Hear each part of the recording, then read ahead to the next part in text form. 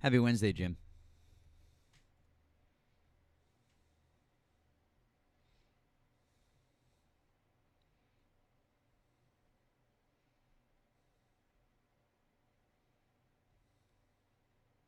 Thank you.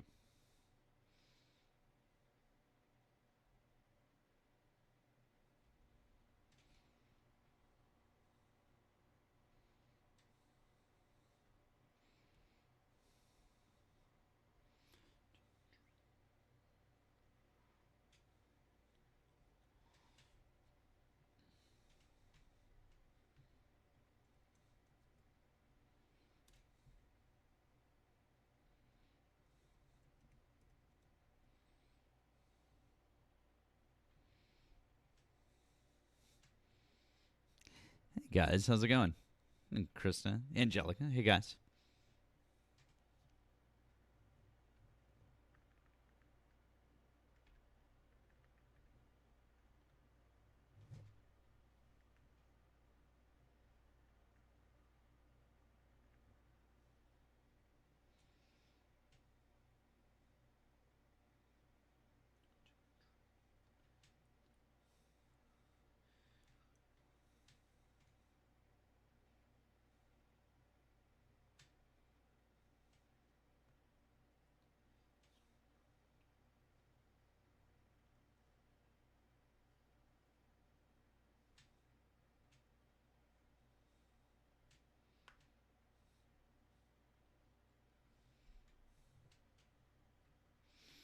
You know it, Len Addy. You know.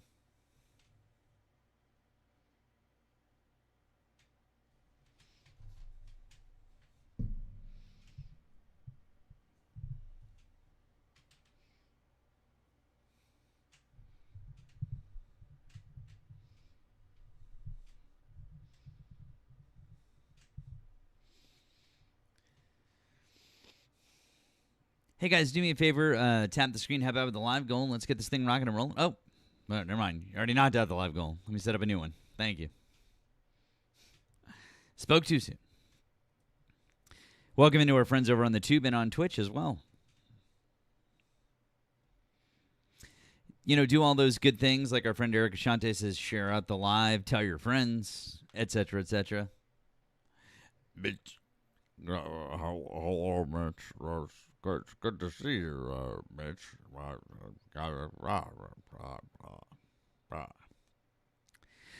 Frank, you can't read very well, which is understandable. It says Trump is destroying. Destroying. I don't, not destroy, it says destroying. I know reading is hard for you guys, but, you know, it's all right.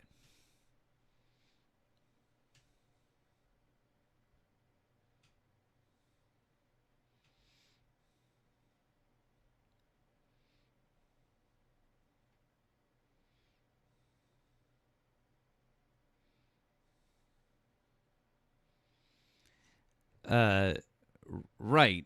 Leads to, but isn't. It's, you said America is destroyed, which means you're just kind of, never mind.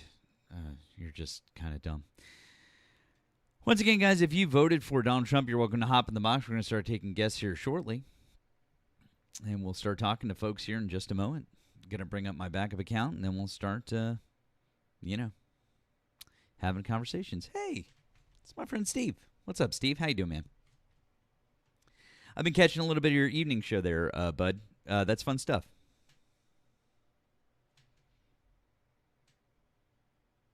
I look red tonight.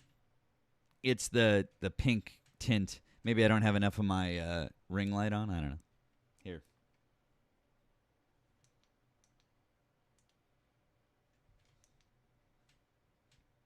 I like more of a chill vibe. So, yeah, see, I feel like that washes me out a little bit more.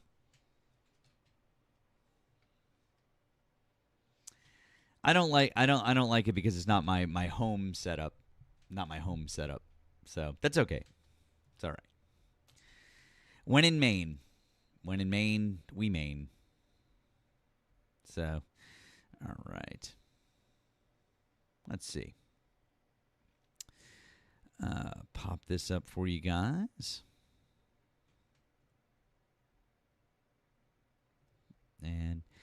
Appreciate you all continuing to tap the screen, help out with the live goal, do all those good things. Good. Apparently he did, Jude. Apparently he did. Testosterone for everybody.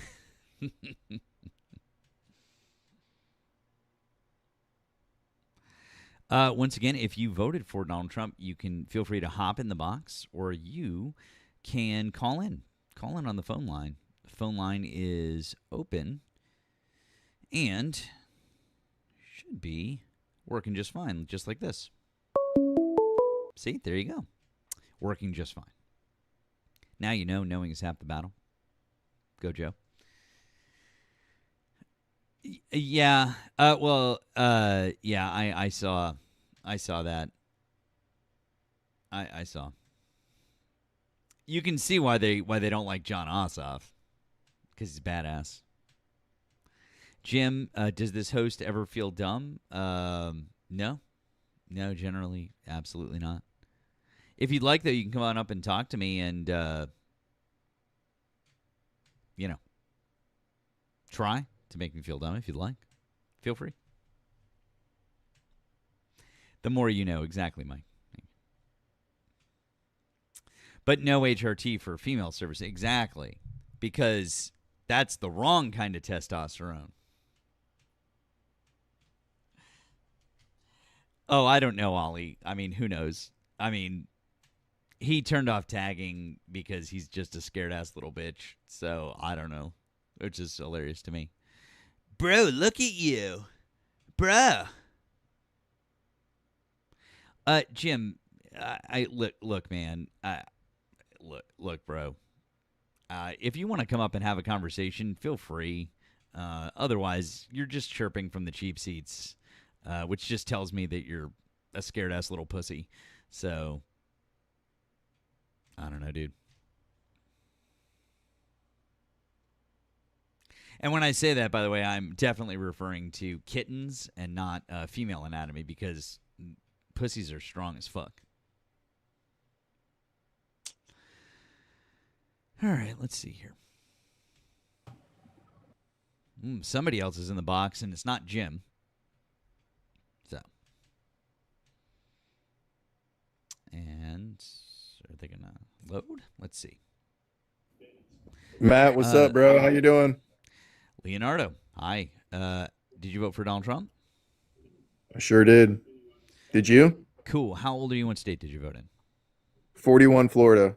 Okay. No, I didn't. So why do you still support Donald Trump as of July 2026? Well, I'm glad the Secure America Act got passed on June 10th, so we got the $70 billion for ICE and CBP and DHS, so we can keep deporting everybody out of my country. So you think we needed that $70 billion? Yeah, I mean, you guys did close the fucking... Hold on. Hang on one sec, bud. So I don't need an explanation. So you just think yes. The answer is yes, we needed it? Yeah, we need the funds, dude, so we can ramp up ramp it up 5x. Oh, okay. Well, that's interesting. So if that was the case, you do realize that in the Big Beautiful Bill, they already gave $200 billion additional funding, right? You know that? Yeah, we want more, bud. Here's the thing, though. Even though Donald Trump has already increased ICE's budget tenfold, he's still deporting less people than Joe Biden. Why does Donald Trump suck at his job so bad? No, he's not, bro. Yeah, it's like 3,000 a day. We're getting like 3,000 a day, bud. It's literally not. You're just lying. Even Donald Trump. They Trump, report 2,000. What do you mean, Matt? Hey, bud. Calm down. Matt, they're reporting 2,000 per day right now. You need to calm down a little bit. You're getting a Hold little on, excited. Matt, but are they reporting 2,000 per day? Yes or no? No. Yes, they are. No, they're not. And they want to take it to 3,000. Yes, they are, bud. They're not reporting that. That's a lie. Hey, Matt, how many self-deported? Hey, bud, they're lying because they're not. How many self-deported? Leonardo, I need you to, number one, calm down because you're. How many self-deported? But calm down. I'm going to ask you a question now. I haven't asked you a single question other than the first one. You're just yapping, so calm down. So, number one, we don't know the number of people that self-deported. So that's number one. Number two, you assume that just because they arrest people, they're getting deported. Now, is every person that gets arrested I deported? never assumed that, but Excuse me. I never even. Please don't interrupt me. You're just. I never being, said. Excuse me. Would you please stop interrupting? Bro, You're I never. just being rude, and you're just showing. Motherfucker, Hey, would you calm down, dude? I never said that, Matt. Cool. Would you please calm down then? Putting words in. Okay. Well, if you're not. You're putting words. Okay. Well, then calm down, and I'll explain to you why I said that. So you're gonna put words in my mouth? Can you please calm down? You're freaking out, Can you and please? I need you. I will explain Oh, it get to in here. you. Okay, you have to stop unmuting, and you have to let me talk, and Matt. I'll explain it to you. Leo, calm down. Go So, ahead, bud. anyways, what I was trying to explain to you is that you're claiming that Donald Trump is deporting more people than Joe Biden did, and you cited I never the even said. 2,000 person a I never day. said it. Bud, I never. could you please stop screaming? I never said any of that shit, bro. You just put all that in my word. Okay, so you agree that Joe Biden is deporting and did deport more people than Donald Trump ever did, and Donald Trump sucks at his job. Great. No, okay, I'm no, glad no, we I agree. never said that. No. Cool. So who never deports agreed more people on average, I Joe never agreed Biden or Donald Trump? Holy fuck, I never agreed to any of that, bud. Who deports more people on average, Joe Biden or Donald Trump? Well, it's going to be Donald Trump. No, right now, who does? Under Biden, it was like 3 right million. now, who does? Right now, who does? Trump. You're wrong. The number, as verified not, by buddy. No, just I'm not. everybody. Okay, then prove it to me. Okay, so how many self-deported, Matt? I don't know. Why don't you tell me? How the fuck do you not know and you're up here talking shit about it, No, I dude? want you to prove it to me. Show me. Show me Yeah, the it's like number. 2 million. It's like 1.92 Okay, great. million. Then I want you to prove to me that many people self-deported. Show me. Okay, now how many? No. Before we move on, I want you to prove the claim that you just made. Bro, your own audience. I want you to prove the Your claim own that you audience is just made. I want you to Your own prove, audience is telling you that. I want you to prove the claim that you just made, please. So you want me to go to D? I want you to prove it. So show me the source, please. Yeah, thank you. And by the way, Yeah, DHS. nobody in my audience is telling me that, Yeah, that DHS, you're but- right. Okay, so show me. Just stay on mute It's right until there, you get look, right- stay on mute until you get your source. It's right there, bud. Right where? I don't see anything. Show me. You don't think 2 million self-deported? Show me the number. You keep muting me. Because you won't give me a source. Keep You just muting me, keep though. saying the same thing over and over. What's your DHS, source? bud. No, saying DHS isn't a source. I need to know exactly where to go. Where Yes, it is. exactly You can am I go there going? and look it up yourself, bud. I actually just tried to go there and look it up myself, and that number isn't No, there. you didn't, bro. Yes, You I need to did, try to get a hair bro. Yeah, I transplant. did, bro. I did, You bro. need to get a hair Hey, bro, transplant. I That's did, bro. Bro, I did, bro. Bro. I did, and it's not there. So, anyways, why don't Hey, you get stop it. lying, and why don't you tell us what you're really trying Hey, to get- do here? So, anyways, your source is wrong. That's And by the right, way, Matt.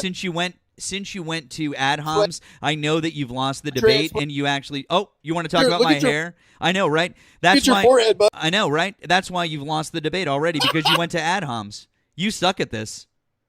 Hey, everybody. So 2 million. Leonardo sucks at this because he 2 had to million. insult me personally. He can't actually debate. Anyways, I'm still talking 2 about million Donald self- Trump, and I'm talking about. So why don't you give me your source Muting for that? me. And it's not DHS, so give me your actual It's source. muting me. Yeah, because you won't give me a source. DHS isn't Okay, a source? why don't you come back when you get a source, bud?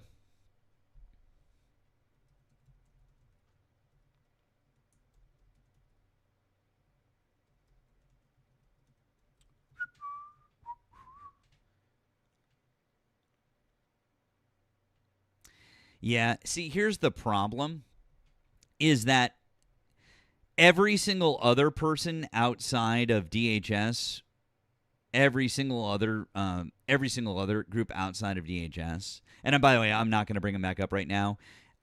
Independent analysis all shows that number is a lie, and it shows why that number is a lie. It's actually really easy to prove that number is a lie.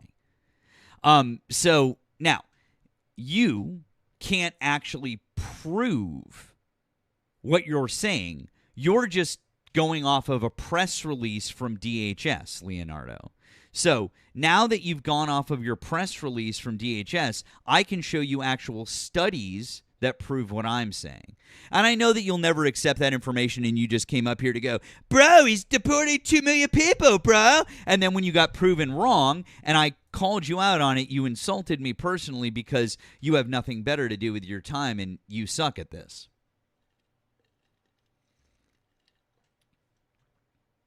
Now, if you'd like to come back up and pretend to be an adult and have a conversation like an adult, I would potentially consider bringing you back up.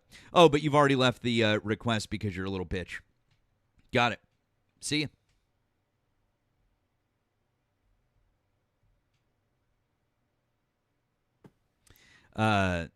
Golfberg, hi. Did you vote for Donald Trump? What's going on here? Hi, did you vote for Donald Trump? I need to know what's going on here. I hear a lot of yelling and back. I asked you a question. I said, did you vote You for need to Donald? calm down. I said, did you vote for Donald Trump? Yes. Cool. How old are you and what But- state did you vote in? 34, Massachusetts. Wonderful. I need you to Why do you still support Donald Trump as of July 2026? And if you tone police me one more time, I'm just going to drop you. Please drop me. Oh, okay. Bye. Man, they're on one tonight. Also, as a fellow Massachusetts resident, leave our state. No one wants you there.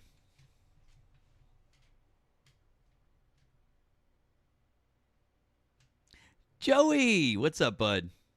How you doing, man? No, Golfberg, I actually was very relaxed with that last guy, and apparently you can't seem to have a normal conversation. Now, if you'd like to try to have a normal conversation like an adult and not tone police people, you're more than welcome to come back up and re-request, but I doubt that you can. Also, once again, leave our state because nobody in Massachusetts wants you in Massachusetts. Fuck off. Okay, cool. Cool story, bro.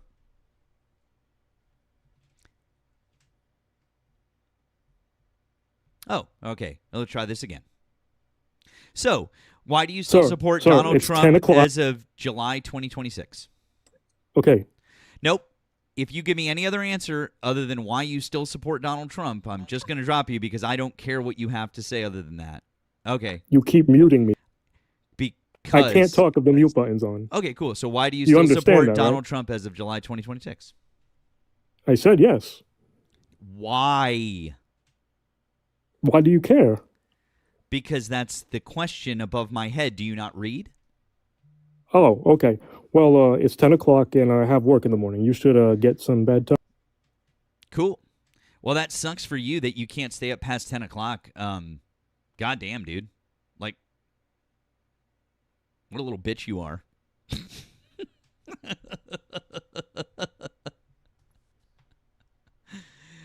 Jesus Christ, dude. I have a 10-year-old, I have a job, and I can stay up past 10 o'clock at night. God damn. Oh, wait, he's back. Okay. Oh, did you want to explain why you can't stay up past 10? Oh, I'm going to be up blah, blah, blah. Then why the fuck are you on TikTok? Go the fuck away, dude. If you don't want to have Why are a you so- conversation about politics, Why are why you the so- fuck are you requesting up on our show? Go the fuck away. My show. Wah, wah, wah, wah, wah. Go the fuck away, dude. No one fucking cares about you. Anyways, hey, Nemo, how's it going, bud? What's up, man? Oh, you know, just two crash outs, one after the other. Yeah, sounds like a grown ass man has a bedtime. It's cute. Yeah. Oh, it's Jaywood. Hello, Jaywood.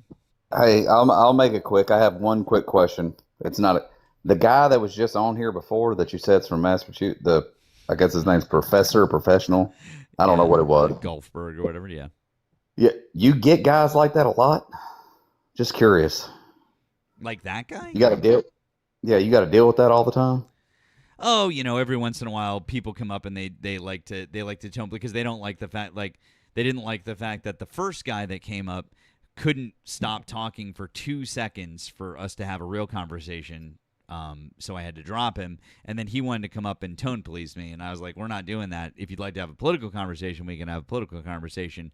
And he got all like hurt about it and in his fifis. Yeah. So That's sad. Sorry yeah. you have to deal with people like that. you know, it's fine. I mean, I don't care. I mean, I'm actually from Massachusetts, and so shit like that doesn't bother the fuck out of me. Apparently, that guy is I don't know, he's some little bitch from somewhere else. I mean, if he was actually from Massachusetts, shit like that wouldn't bother him, and he wouldn't come up here and be a little bitch boy and like go, why are you and that guy yelling at each other? I mean, we don't worry about that shit here. I mean, literally yelling at people is just how we talk to people like day after day. So I don't know what the fuck he was talking about. But anyway, I don't really care. It's fun. No, I didn't. That was kind of crazy. I mean, me and you have yelled at each other, but we can still have a conversation. That's just, you know what I mean. So that's kind of crazy. Yeah. But I did. That dude was crazy. I'll let you get back to your life, but I was just chiming in asking that because that dude, that was weird.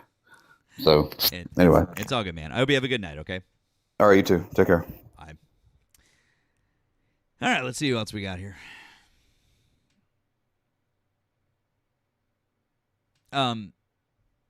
Nemo, I forget.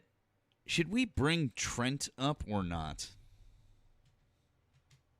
I don't think I've ever really like had a conversation with him, but I don't know like what's the deal. Like, is that a yes I can't or remember, honestly.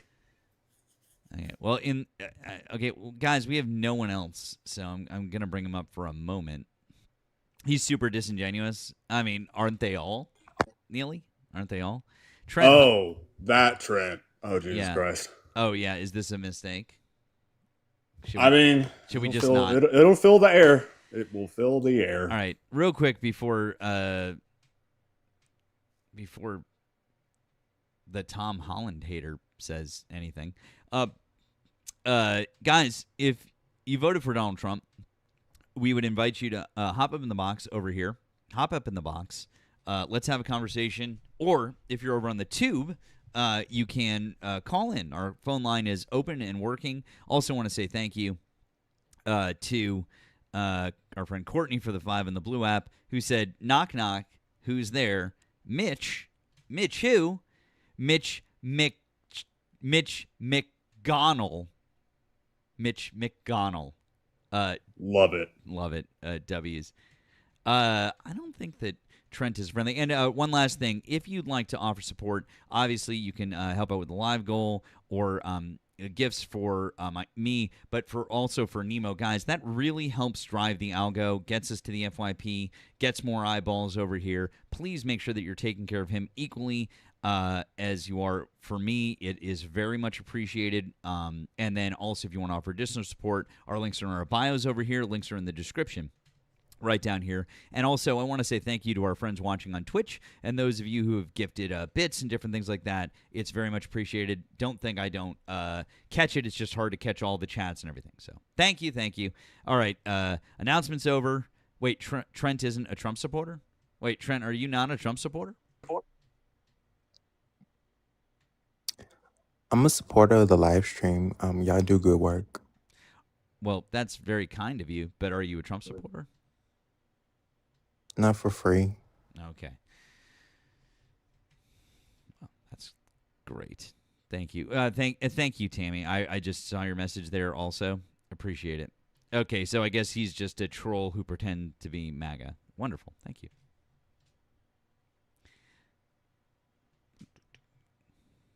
Not for free. I mean, listen, I guess he's just trying to get his grift on with MAGA, I guess. I don't know. It's fine. Whatever. Yeah. So the first guy who came on was trying to claim that that over 2 million people self-deported just because DHS said so. I was like, oh, we're just making shit up now. I was like, okay. oh yeah, we're making shit up. So I was like, I didn't even get a chance to show him this. I was like, we absolutely could go over that, but he didn't last long enough. Mike, that number being way off is like an understatement. It is like it's independently been absolutely just eviscerated by multiple studies, by multiple agencies. There is zero chance that number is correct. Zero. None. Not a zilch. So yeah, not a thing. If you are still supporting Donald Trump, though, we would very much like you to hop in the box, have a conversation.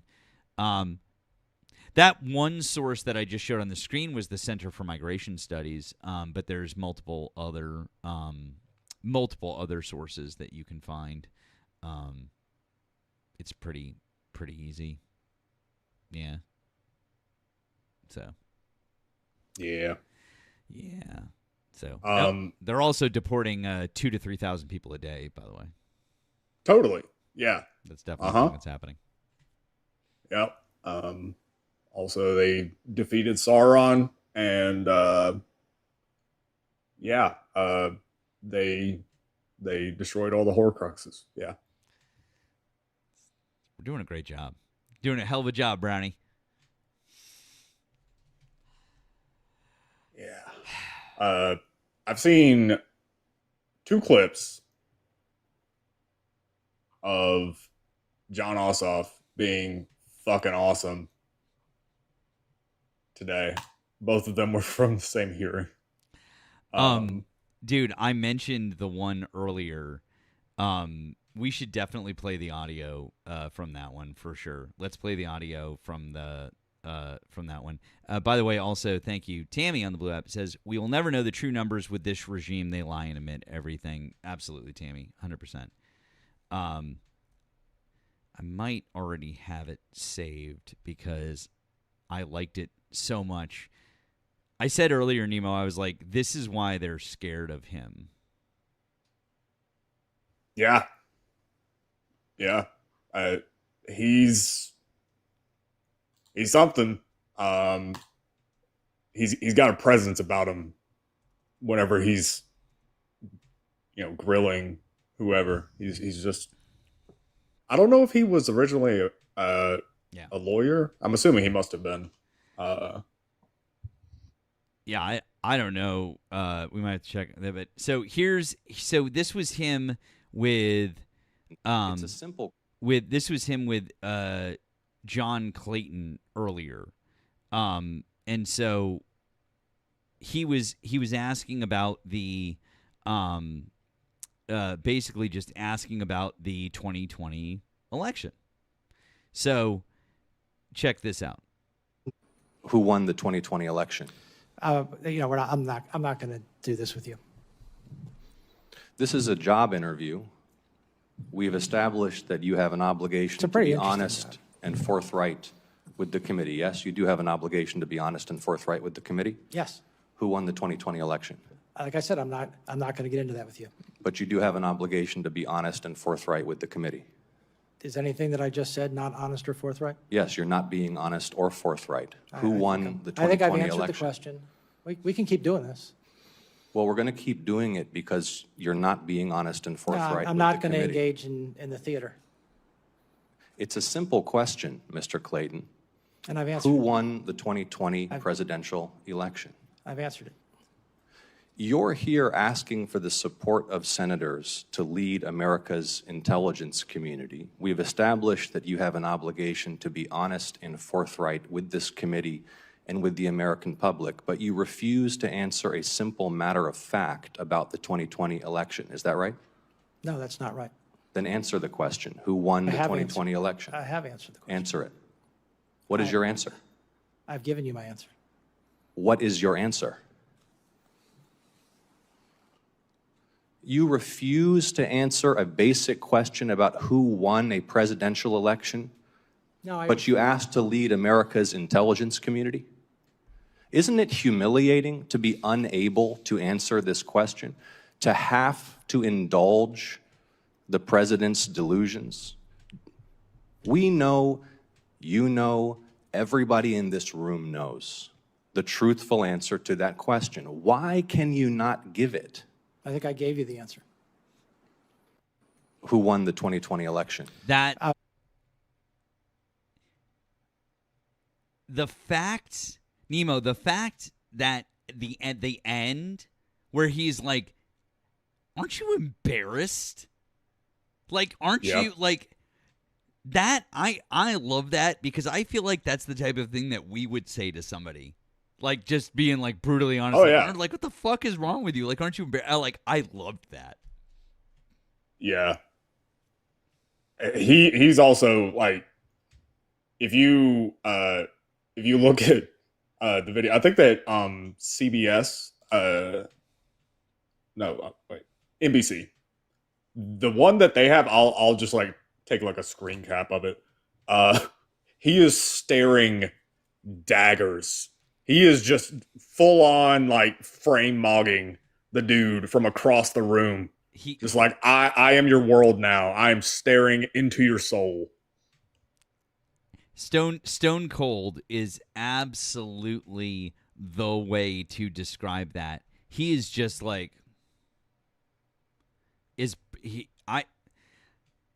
Wink, I am like straight as an arrow, and I agree 100% that motherfucker is attractive, fucking attractive.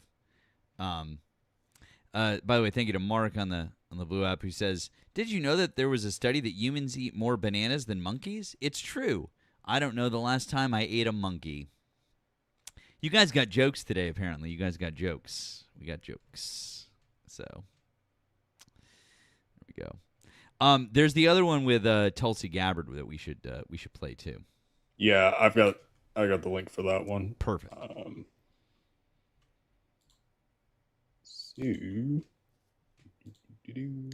Sorry about the video stuff, guys. I don't know why they're being so shitty about us playing videos now, but who the fuck knows? I was talking to Jen about it because she's like the tech whiz behind RTP, and she said that they've never had a problem playing videos from YouTube. I never. She thinks that it might be because the videos that we have played have been like on TikTok. Maybe because like they do it all the time. You've summoned her. It's like Hello. you drew a pentagram on the ground and like. I'm listening. So I actually did a test theory because I remember I don't remember if it was last week sometime, but you had mentioned something about like you can play TikTok videos. So the next day on the show, because we play YouTube videos all of the time, every day, all show. Yeah. But I'm like, here, play a TikTok video. It's TikTok. Something about the TikTok videos. YouTube is fine. I don't know. My guess is that TikTok probably just did an update because whenever they do an update, they break everything else. Where it's coming as it's not, you're not producing original content, playing someone else's video, even if you are reacting to it. So to me, it seems like probably TikTok's AI bot flag is being sensitive right now. I would imagine eventually it'll probably sort itself out, but probably not for a while. Well, I would say then we should try it out right now. Let's play the Tulsi Gabbard, John Ossoff interaction, and we'll do it on the two. Let's try. We'll give it a shot. Let's play it. I mean, it's still pretty early in the night. Might as well just. Why don't we give it a shot, right, Nemo? Yeah. And at least I don't know what it looks like on your end, but it's like that 10-minute gift restriction. It's not like it's taking you down necessarily, but it's just it pauses gifts for that like 10 minutes or whatever. But yeah, we haven't had any issues with YouTube. It's just the TikTok videos. Mine is a full on. It just is like you're not recommended to the FYP. Yeah, that's the same notification. Yeah. So I think it's whatever it is. It has to do with TikTok videos. But YouTube, you should be safe. Well, let's give her a try. Let's give it a shot. We've got it here. I'm glad that we summoned Jen. This is always always delightful. So yeah, let's watch it. Let's see what happens. Dr. Gabbard was present at the Fulton County raid in Georgia earlier this year. You discussed that with me yesterday in your office. Are you aware that Director Gabbard was present at the Fulton County raid earlier this year?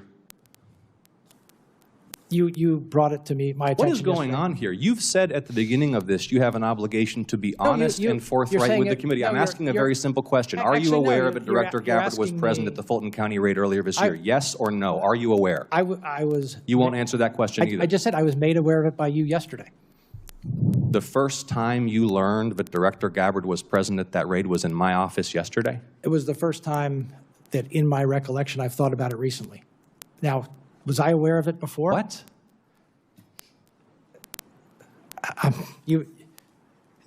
I mean, you brought it to my attention yesterday. Okay. I had not. So thought, you had not known I had until not. I had not thought about it until you brought it to my attention yesterday. your answers lack credibility. Your testimony lacks credibility. You're being evasive and you're not being candid or forthright. And everybody across the country is going to watch this and know. Now, Jen. Green flag? Just got it. What the? Maybe it's you. Yeah, we don't. Yeah. I don't know. Don't know why. Are you using Studio? Yeah. Are you using Studio? Of course. Yeah. Okay, we don't use Studio.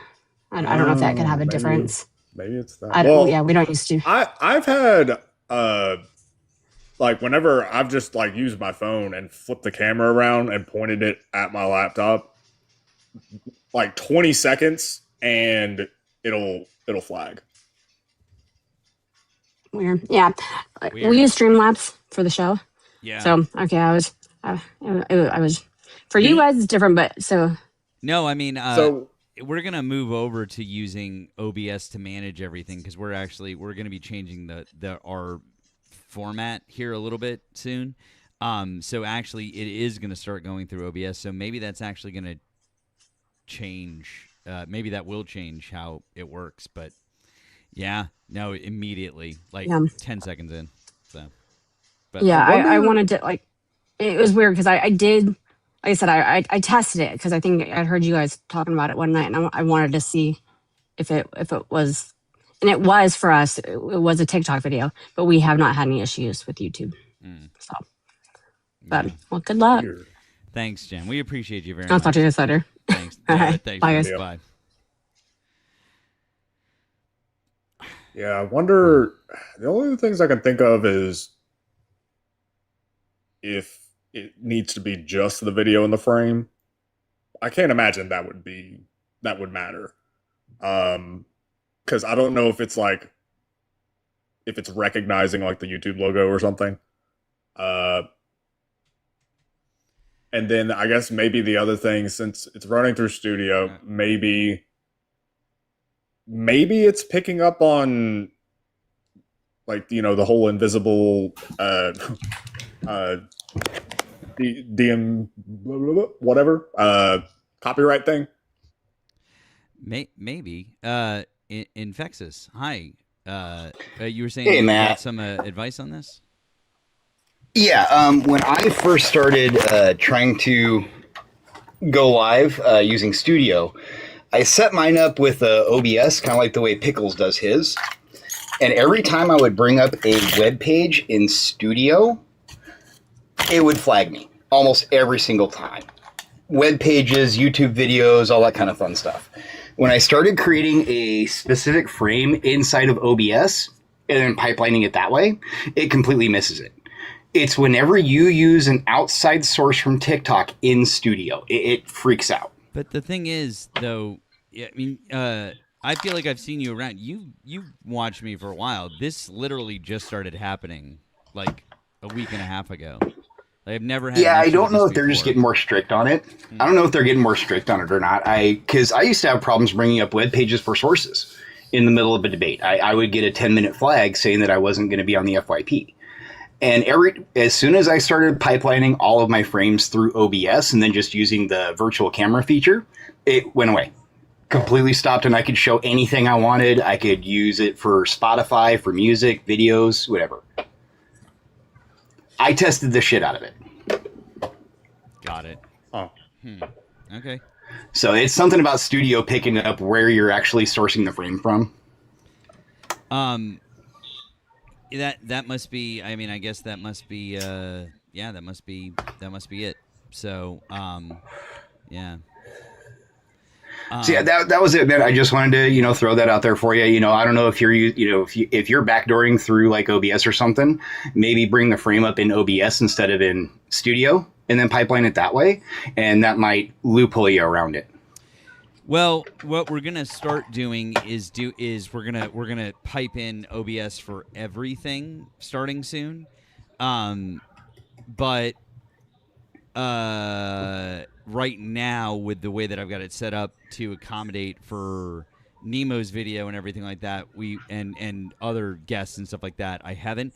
But I should be able to change it to do that. So I appreciate that. That's at least good to know. So maybe when we can try it going through OBS, then it won't be an issue. And yeah, Meg, I know it's weird. It's weird because I know lots of other people have been doing it, and it's like I don't understand why. It's weird, yeah, but who knows?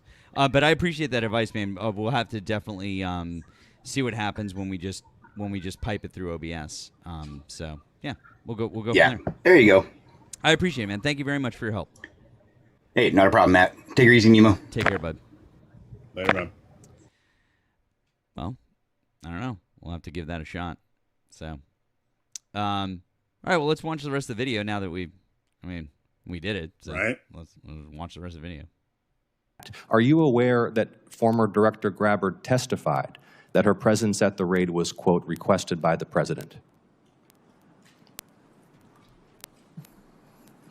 I'm not aware of that until now. Okay, you are now aware of that. Yeah. Are you aware that members of this committee are already probing Director Gabbard's potential misconduct in this matter? No, I'm not privy to your probe into. Are you aware that the General Counsel and Deputy General Counsel of your office have already provided testimony to this committee regarding this matter? No. If the White House Chief of Staff or the President asks you to travel somewhere across the United States and oversee the execution of a domestic search warrant on a sensitive election facility, will you do it? Is that appropriate? Is that appropriate for the Director of National Intelligence? That's a hypothetical. We all know it's not appropriate. Senator for the Ossoff, your Director of time has National expired. Intelligence. Will you answer the question? Your time has expired. Will you give him the opportunity to answer the question? Is this not material right now, sir? Is it appropriate for the Director of National Intelligence to oversee the execution of domestic search warrants at sensitive election facilities? Yes or no? I think you're asking me, as you just said in your first comment to me. Yes or no, is it appropriate? Look, No? you are asking me to comment on a matter that you just said was under investigation. No, I'm asking you. Okay, Senator Ossoff, your time is expired. Disqualified. Vice Chairman. Support journalism. Fucking Tom Cotton. He'll fuck yourself. Yeah, Tom Cotton has a face that is in desperate need of a chair in Minecraft. Hypothetically. Not the Minecraft chair. Yeah. I'll tell you what, guys. It's still pretty early, and we're at like half of the people that we normally have so far, and we don't have a guest right now. Why don't we do a quick restart so that we can wipe the restriction away? And I have an idea for what we might be able to do in the interim. So I would say that might not be a bad idea. Oh well, I don't know. We got somebody in the box. I guess we could see if this is a Trump supporter. We could try. Johnny, hi. Did you vote for Donald Trump? No, I did not. I just wanted to say, my brother just sent me something about the not any of the major networks wanting to air the address by Trump tomorrow night. So there's that. Oh, well, it'll be interesting. I'll be curious to see if they actually would follow through with that. We'll see. But It said Fox, CBS, NBC. It was like a whole list of them, like not wanting to air it. Even Fox. Even Fox. Oh wow. Well, we'll have to look into that. Well, Right. I thank you, John. Oh, Johnny, I didn't mean to. I apologize. I didn't mean to disconnect you. That wasn't my hand slip. That was early. I apologize, Johnny. Thank you for letting us know. We're gonna look into that. I know. I'm sorry. That was the honest mistake, friend. I apologize.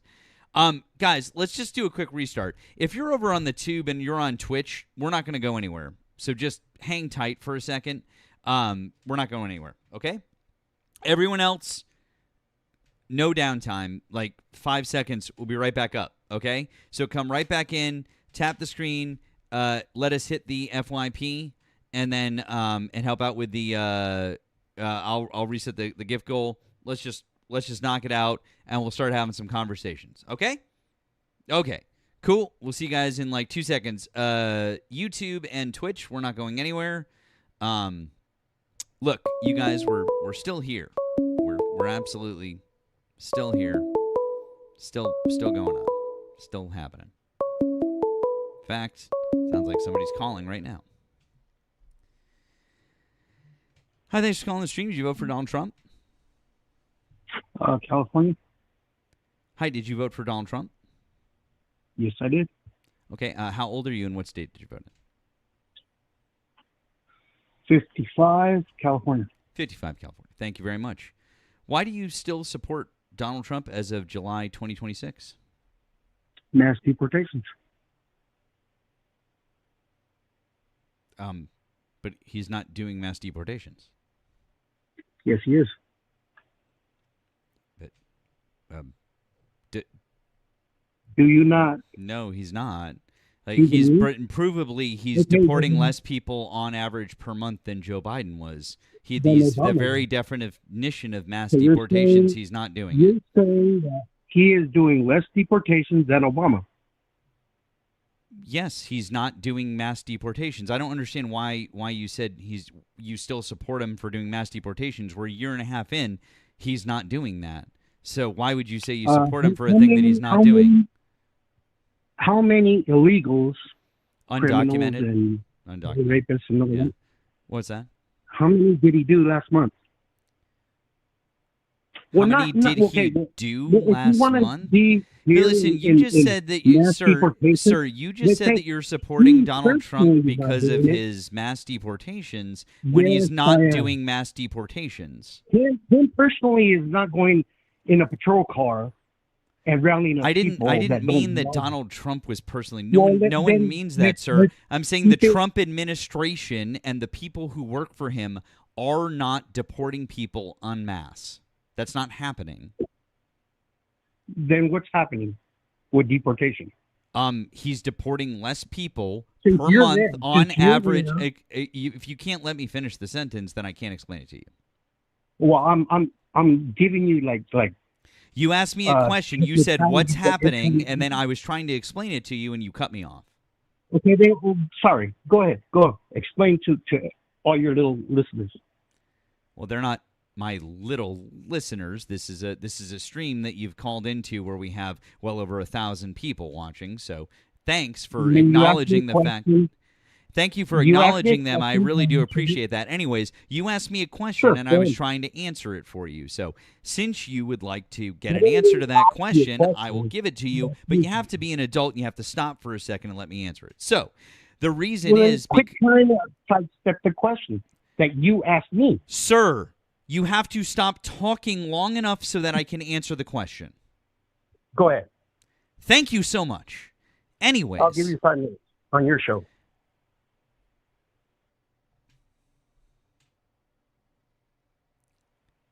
Now then. Sure. Go ahead.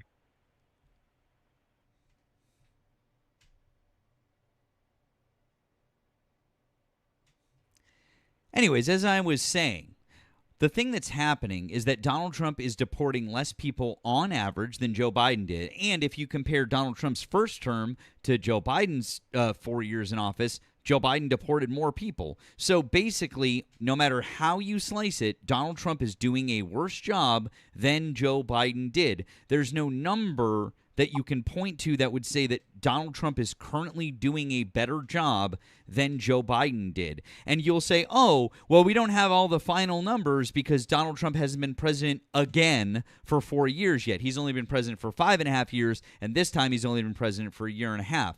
And I'm trying to point out to you that if we just take a monthly average of the people that he's deporting, it's still lower than Joe Biden, because the problem is what you're doing is you're trying to take the number of people that ICE is arresting and you're conflating that with deportations.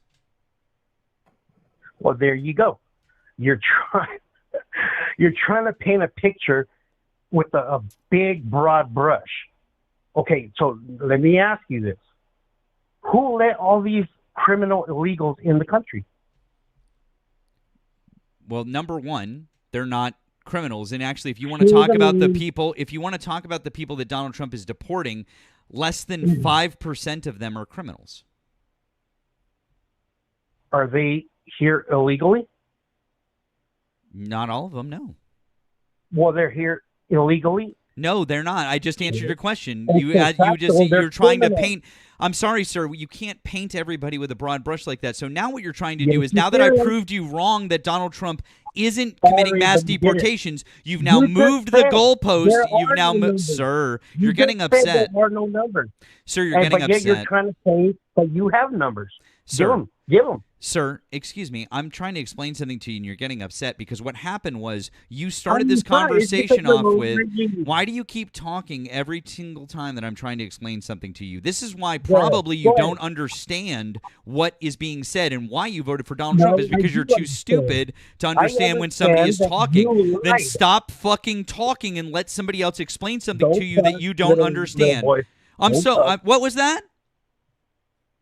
Please don't cuss. I'm There so may- fucking sorry. Children. I'm so fucking sorry. Did I fucking offend you? Are you fucking offended No, by there that? may be women I'm and so children fucking offended. listening. What was that? What was the fuck that? What? What did I fucking say?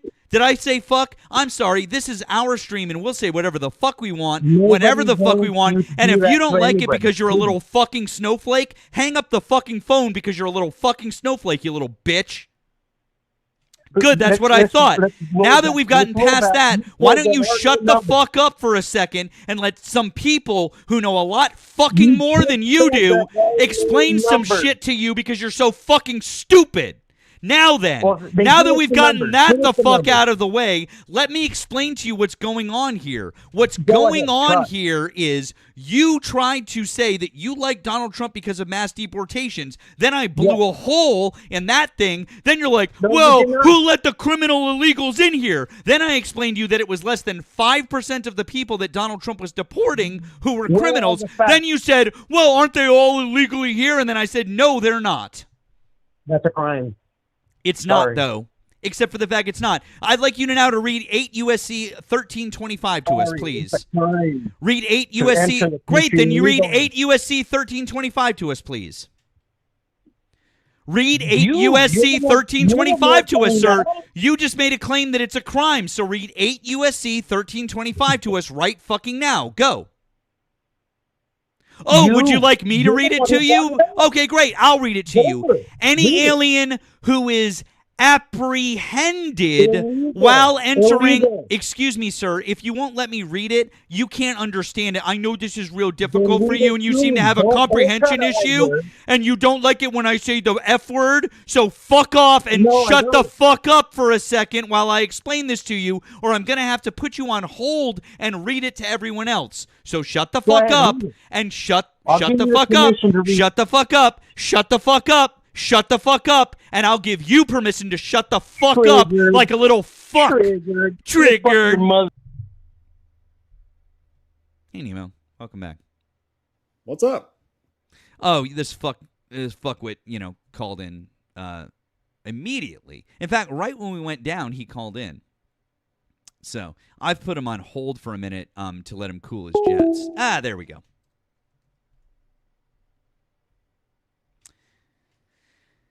That conversation was going nowhere. Guys, if you voted for Donald Trump, you can hop in the box over here, or you can call up if you can have an honest conversation about fucking anything. Okay? That would be great.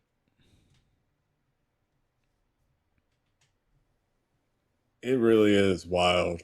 These people can't even get past the initial step of, okay, let's talk like normal people. That is a really difficult one.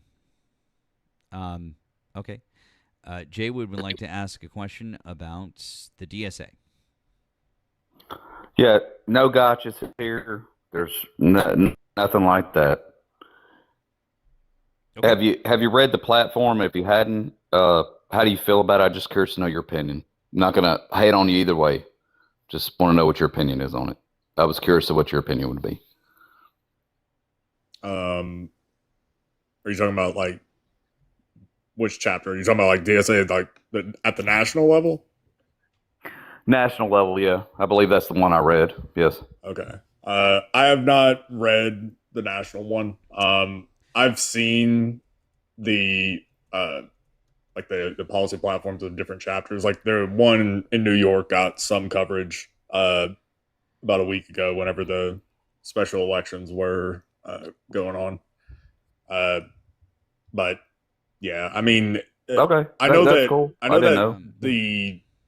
it varies between chapters. DSA is kind of a weird situation where, I don't know, cohesion isn't exactly their forte. Nemo, Okay, I that's mean, cool. I mean, are you talking about DSA? Are you talking about the Democratic Socialists of America, like DSAUSA.org? Is that what you're talking about? That website? Just out of curiosity, I want to make sure that I'm No, in the you're right good. place. You're good. No, you're good for asking. Yes, I read it like a couple weeks ago, and I believe it was the .org one. I'd have to go back and look and see if that's the one I read. That's fine. Just to be Then, clear. But then let me tell you basically, and I'll read this to you too, Nemo, and to everyone else. Basically, they want healthcare for all, housing for all. They think that we should finish Reconstruction, which I like that. Expand public resources to support recreation, learning, and social spaces accessible to all. Establish paid family leave for all workers. 32-hour work week with full pay and benefits. A living minimum wage. Provide free public quality education from pre-K to college and cancel all student debt. End mass incarceration and police immunity. End the U.S. war machine. Free Palestine. Abolish ICE. End embargoes and blockades, democracy for all, a real democracy, doing things like establishing statehood for D.C., replace the two-party system with a multi-party democracy, expand the House of Representatives, establish public ownership of the largest corporations and essential industries. I mean, without getting too granular, I mean, I guess I can't. I just kind of like breezed over it, but that's all pretty much stuff that Nemo and I are in favor of for the most part. that's cool. Yeah, I'm not going to hold you to the. I'm not going to hold you to the granular things of it. I understand. Yeah, I mean everything has nuance. For the most part, those are things that we both tend to. I think I've known him long enough now that I think I can say that those are things that we both agree in. But yeah. So okay, that's all I wanted to know. Was there something that stood out to you, not from what we just read, but whenever you, I guess, initially saw it the other day? Well, the one there's stuff in there that he read that I personally disagree with, but yes, some of the ones that I just read, and like you said, it could have been from a chapter, okay, because it could have been from like a local chapter, not national. But the latest one was get rid of the Senate, get rid of the presidency. Get rid of the presidency? Yes, and I heard people talking about it. It could be a local chapter, though. It could be. No. Okay, are you talking about, Jaywood, are you talking about what Mike Johnson said the other day? No, I didn't hear what he said. Because that's the only place that I've heard that. I haven't heard a single Democratic Socialist say that we should get rid of the presidency or the Senate. Maybe they didn't. I've not heard the presidency one. I have heard the Senate one. So Mike Johnson had mentioned it, and it is something that is mentioned that they want to basically get rid of the Senate. Yeah, and pack the courts. Courts. I mean, so the logic behind getting rid of the Senate, because packing the court, I don't really agree with that. But the logic behind getting rid of the Senate is that the Senate in and of itself it's not representative of the people, right? Because, you get 2 per state, right? Which means that Wyoming, which has a population of 4, has 2 senators. And then California, which has a population of 40 million, has 2 senators. Which, I mean, that means that those 2 people represent 20 million each in the case of California, and 4 people each in the case of Wyoming. I know it's not literally 4, but yeah. No, I actually agree with you on that. That does not make sense. And actually, I just looked it up, and I just want to tell you, they don't want to abolish the presidency, but there is a proposal that would restructure the presidency in a way that would make it more like in the UK, where there's the prime minister, and they're a bit more beholden to Congress, and a bit more like they would have a bit more they would be more answerable to Congress. And quite frankly, I'm just fine with that, because I think that as it stands, the president has too much power, and the way that things are now, we're proving that in our current system, it's too easy for the executive to ignore the Constitution and just say, fuck off, I'll do whatever I want. And so I think that is a problem personally. And so it's not saying, from what I've read, it's not saying to abolish the presidency. It's saying to restructure it so that they have to be more answerable to Congress. And I don't necessarily disagree with that. So, like in the UK, when like the majority party, I don't know this is how the UK, this is how I think the UK works. You can tell me if I'm right or wrong, but the majority ruling party has a leader, and the majority party, that leader is typically the prime minister. Correct. Is that? Yeah. I mean, I know this may be a little more detailed, but for the most part, that's pretty much what it is. I mean, that's literally what it is. I mean, the easiest way to think about a prime minister is a Speaker of the House. That's literally what it is. Very good. Like the Speaker of the House, how does that person come about? Well, the party that is in power, the one that has a majority in the House, they are the majority party. They pick a leader. That leader is the Speaker of the House. Same idea, just change the name Prime Minister. Yeah, I don't particularly have too big of a problem. The thing I worry about that kind of stuff is like it's pure democracy. And I think it's the problem that we have now. Some things that we do now don't work for some people in some areas. Like heavily populated areas, some things work good for that, but in less populated areas, they don't work good for that. And it works both ways when who's either in power. And that's what concerns me when it comes to that. Yeah, I mean, there's inevitably going to be an urban-rural divide, and it's really difficult to try and, I guess, balance those. That was kind of the logic behind not so much the Senate, but I guess like kind of the Electoral College. I mean, there were logistical reasons for the Electoral College too, but it was an attempt to try and balance it. And I mean, at this point, it worked whenever we had 10, 20 states. It doesn't work when we have 50 in a nation of 340 million. And we've reached a limit.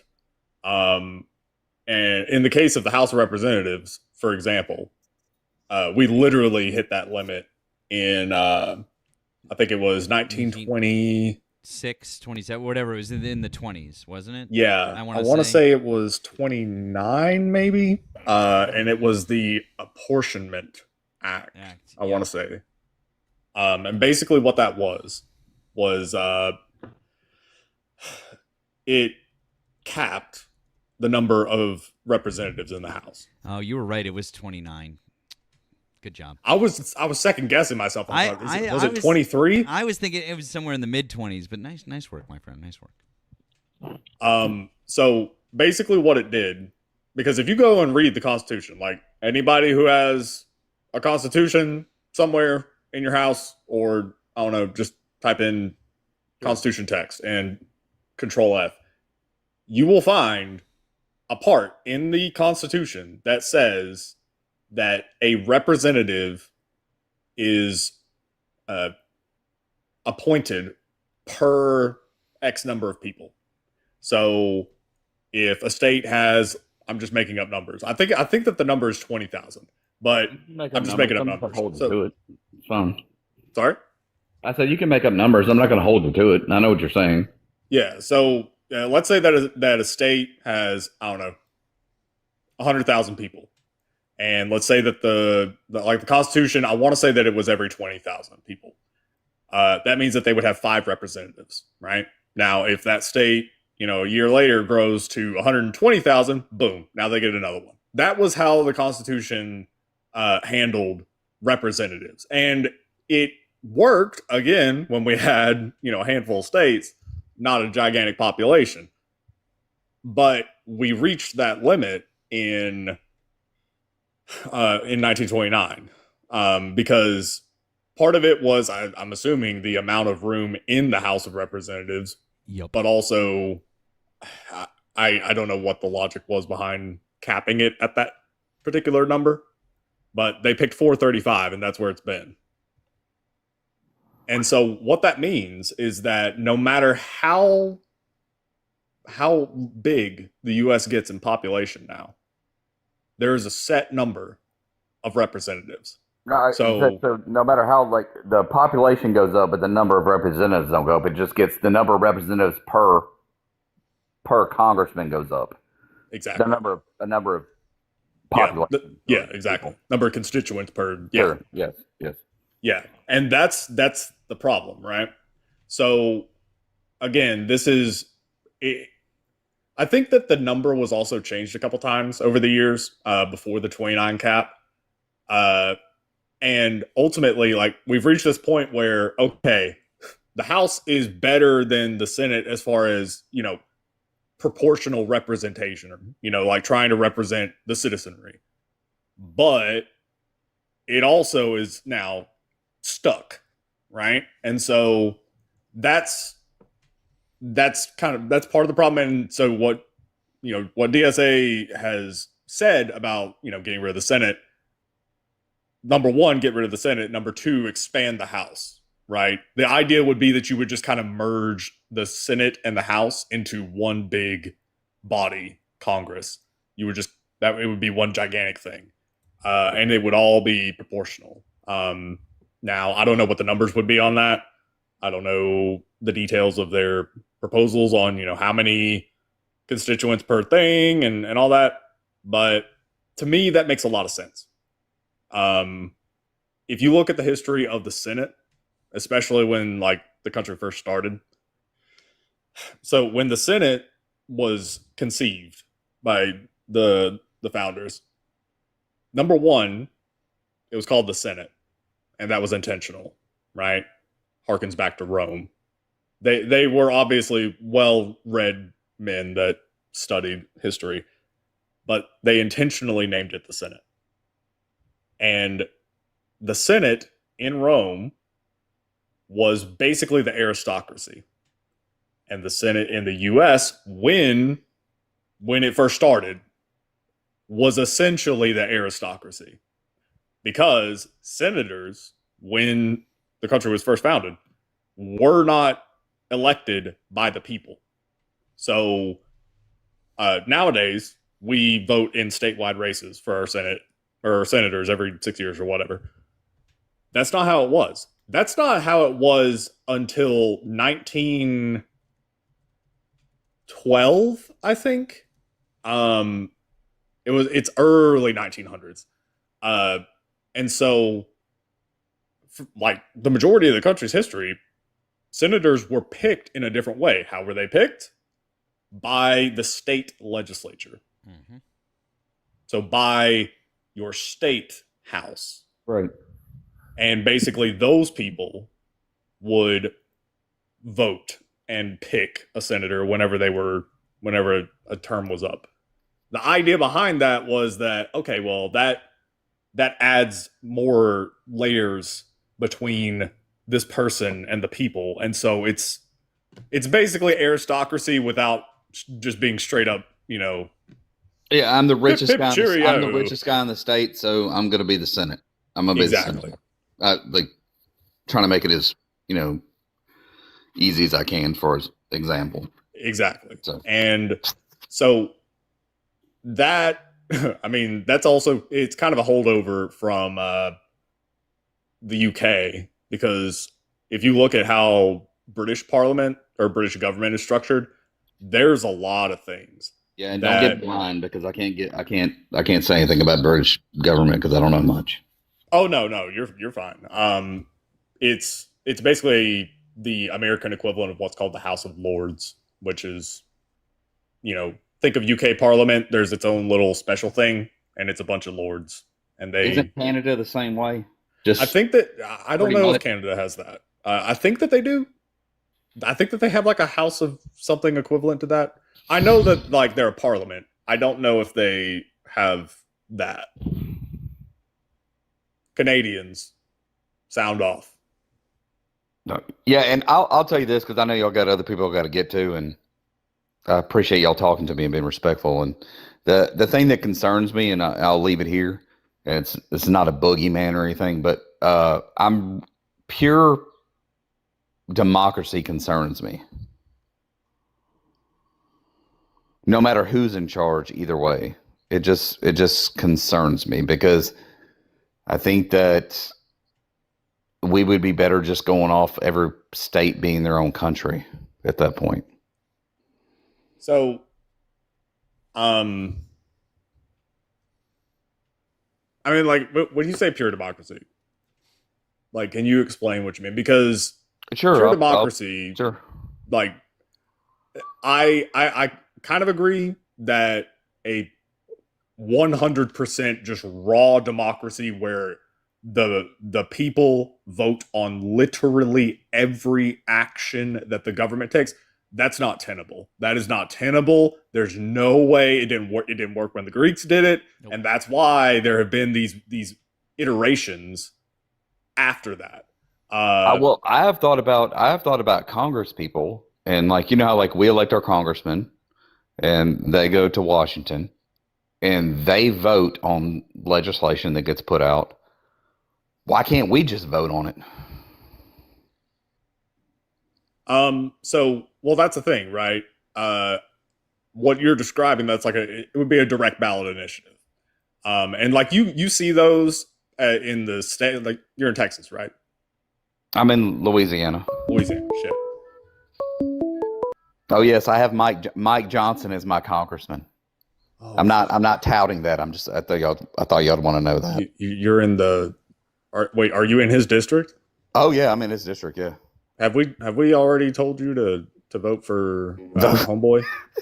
Oh, I'm in his. Do you know where Shreveport's at? You probably don't because it's entirely small. I know where Shreveport, Louisiana is. Okay, well, I live in a town below that called Bossier, and he lives. His house is about 10 miles down the road from me, and I'm not exaggerating. His kids go to school about 10 miles down the road from me. So, okay.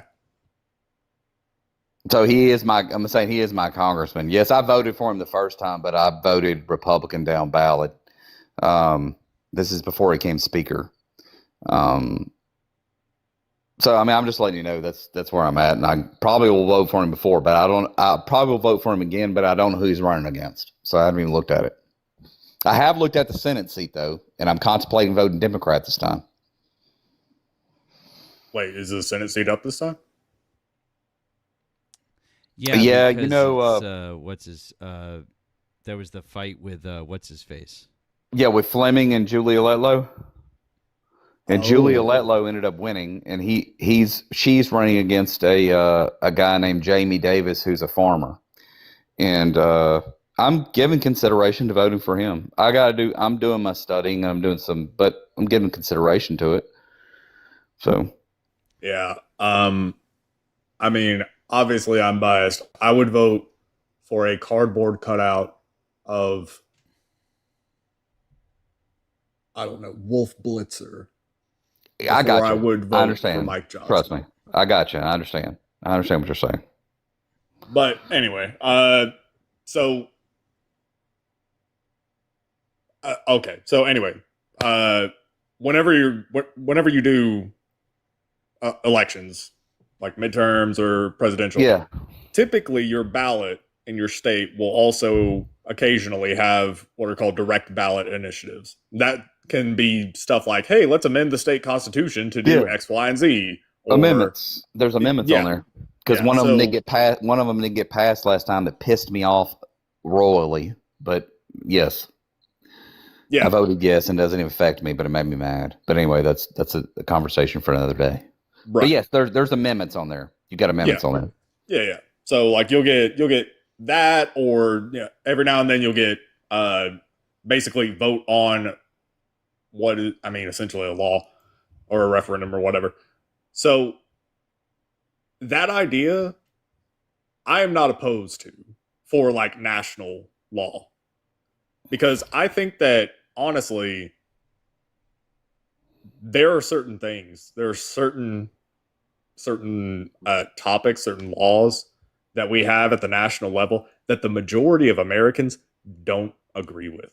And the only reason that they exist, the only reason that they haven't been overturned or whatever, is because even though it's the majority of Americans, they are not in the right spot on the map in America. And so it ends up like diluting the power. So I'm not opposed to doing national level, I guess, direct ballot initiatives, Yeah, I know what you're whatever saying, that yeah. would be. I mean, as far as amendments to like, not the Constitution, but certain pieces of legislation, I'm game. I've always been pro that. That is direct democracy. Now, I think that for your day to day, the majority of things, direct democracy, like what we just described, that wouldn't make sense. Like if you were to put to a vote a continuing resolution for the government's budget halfway through the year, and there's like 1,000 pages of earmarks and stuff, people are not going to go through that. No, they won't. And it's legalese, so they're not lawyers. They're not expected to understand that, and to expect them to understand that is kind of ridiculous, right? What's scary is that most people that vote on both sides, and I'm guilty of this myself, sometimes we don't really even know what we're voting for, and I think the majority of people don't really know what they're voting for. And I'm not trying to give everybody a bad name. I'm just like, I'm including myself in that, because we get busy in our day-to-day lives and we don't pay attention to the issues.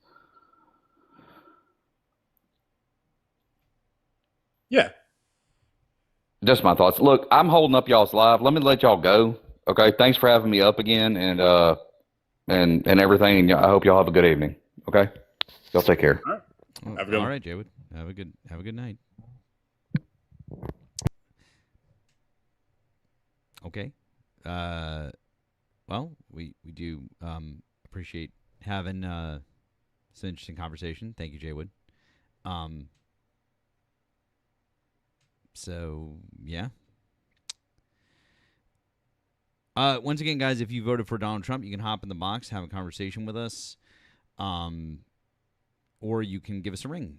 Call in over the phone line. Just want to say thank you real quick to our friend Wesley. Thank you, Wesley, over on the tube. The $5 super chat said, "Yay! Hi, Matt and Nemo. Came in time just after Mad Matt, my favorite show. Much love." Thank you, Wesley. We appreciate you very much. Appreciate you. Host's mouth right checks his ass can't cash. That's a weird thing to say. I don't understand what that means. Listen, man, if you want to ask me out and do some things, I mean, that's fine, but I don't really swing that way, but I don't know. That's weird. Hey, Emmy. Hey, friend. And Crystal. Hey, friend. What's up, guys? So, we did get a couple of phone calls during that conversation. Now is the time to call in because we don't have a TikTok guest up. So this would be a great time, to give us a ring, have a chat with us. Yeah.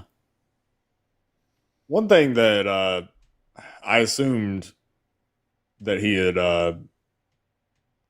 he was, I guess, alluding to whenever he brought up the DSA thing. Mm-hmm. I think that the New York DSA chapter has something about NATO in it.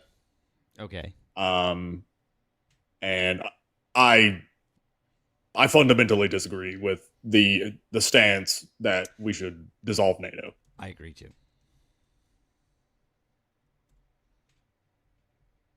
Agreed, 100%. So, yep. And that, like, to be clear, that is with the knowledge of the motivations for the creation of NATO. Mm-hmm. Let's see what we got here. Hi, thank you for calling the stream. Did you vote for Donald Trump? Yes, I did. Okay. How old are you and what state did you vote in? 27, and I voted in North Dakota. Okay. Why do you still support Donald Trump as of July 2026? Well, that's the caveat. I actually don't still support him as of July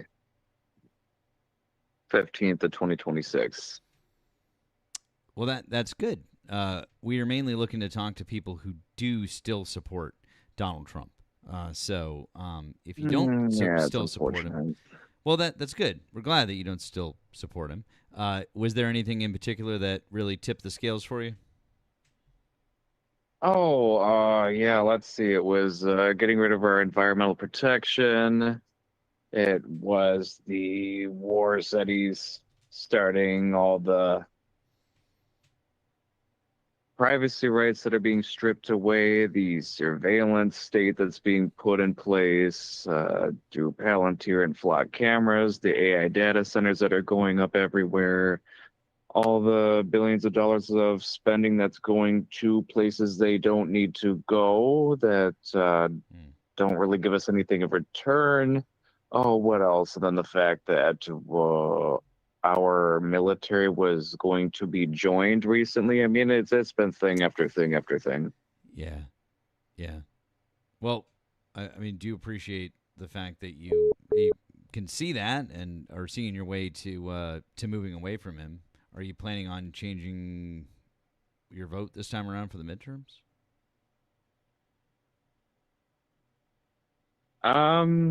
Yeah, I'll vote for the opposite out of spite.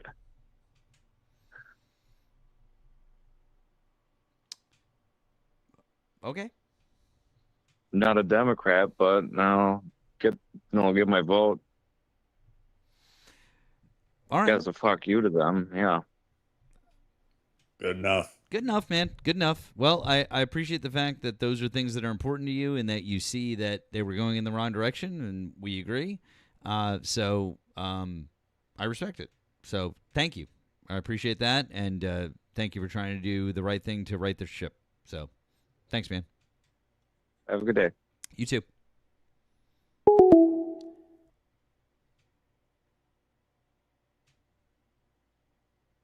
Yeah.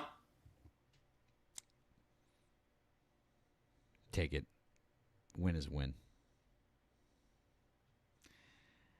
I think there's a lot of that guy out there. I really do. Yeah. Just take yes as an answer. Like, all right. Okay. Yeah. Right. Gina, thank you for the cash app. You said, thanks for all the facts you bring to take down the, and then it cuts off. Guessing you're going to say MAGA. Thank you, the Blues, for the PayPal. Said, this word is a gift from our German friends. Oh God, that is a aggressively German word. Okay, I'm gonna send this one to you, Matt. Like, have fun with this. What do we got here? Check that out. That is a word. Backpfeifengeist. What the what? Hold on. Backpfeifengeist. I need help. Hold on. Wait. Hold on. We're gonna. Oh wait. Backpfeifengesicht. In English, that means a face in need of a slap. That's amazing. Backpfeifengesicht. Yeah. Backpfeifengesicht. Backpfeifengesicht. Backpfeifengesicht. Gesicht. Backpfeifengesicht. Backpfeifengesicht.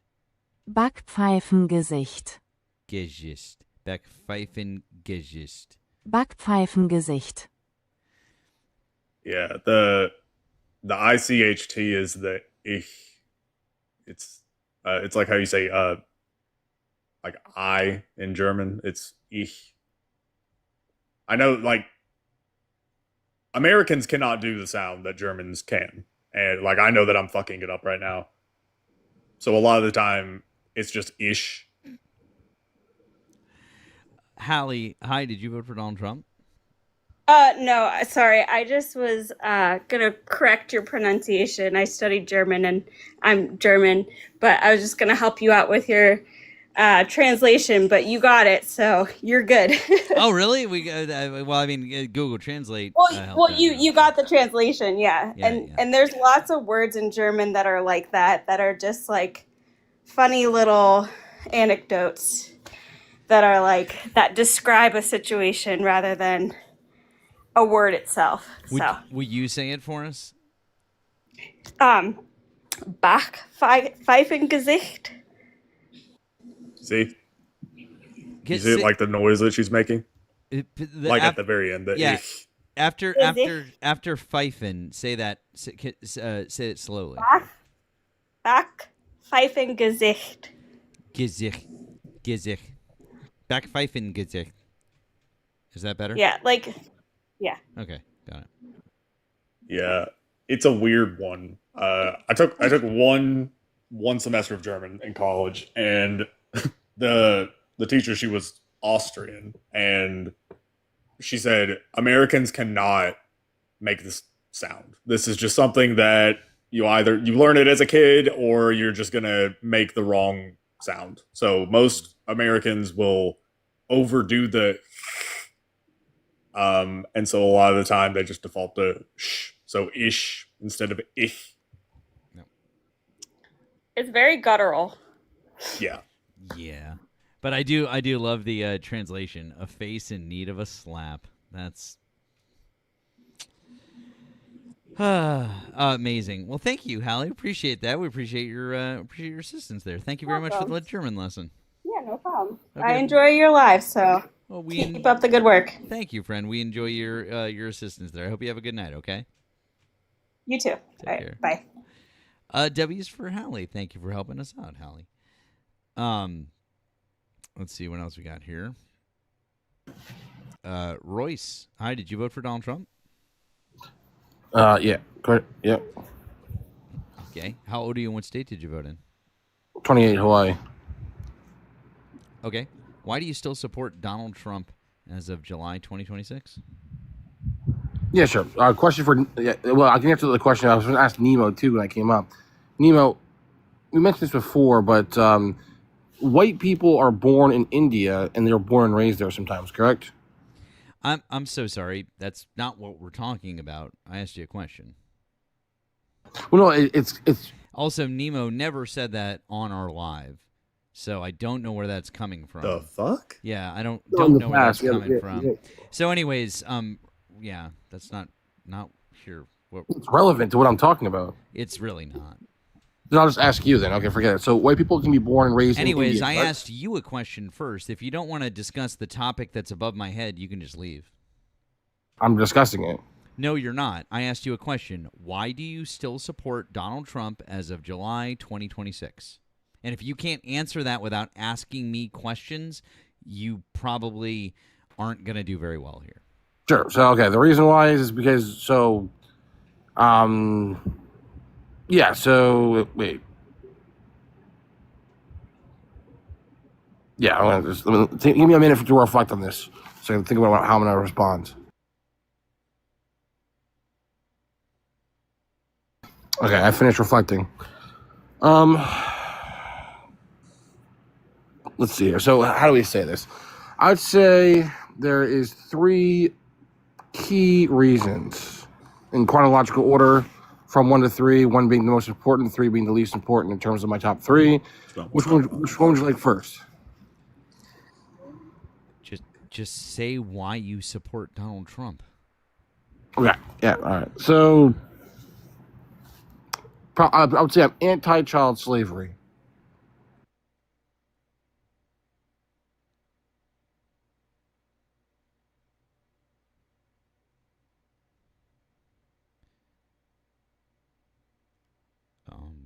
Hello? Yeah, we're all anti-child slavery. Cool story, bro. I think that Republicans are more of that. They're definitely not. In fact, they absolutely enable it more, and you're just being stupid now. Do you have anything else you'd like to talk about, or should we move on? No, that was a real reason. Can I elaborate? I don't know where that conversation was going to go, but I'm pretty sure he was going to say something racist. Yeah.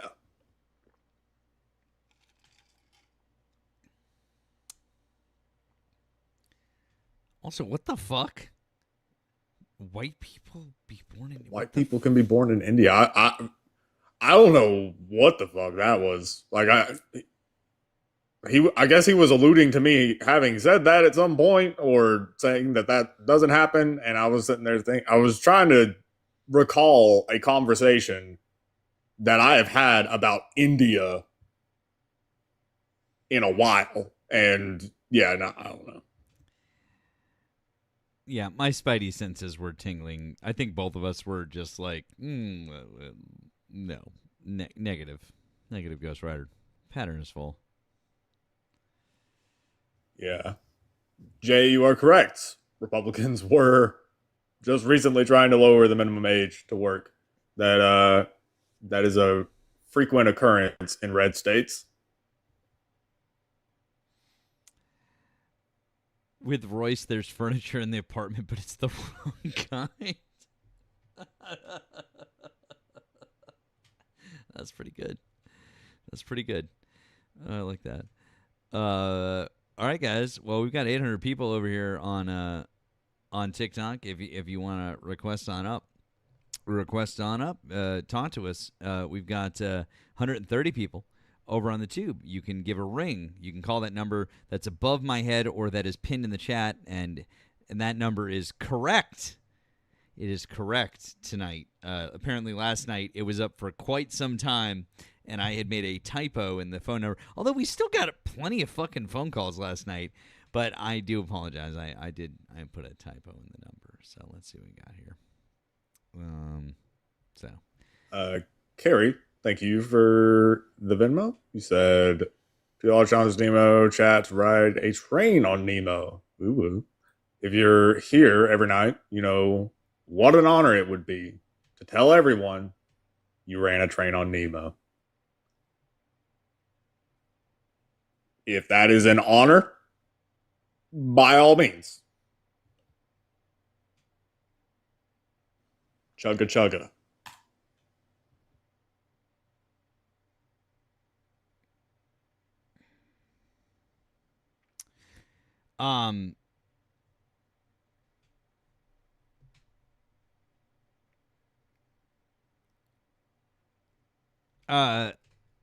I see. Oh, 9ball, you have no idea. Ashby, I think I saw you in the chat earlier. I've seen you pop in and out of the box. I think you wanted to talk something about the DSA. Guys, I do appreciate that. That was not a bad conversation, but we would really like to try to limit it to ops at the moment and discuss current stuff at hand, if you don't mind, okay?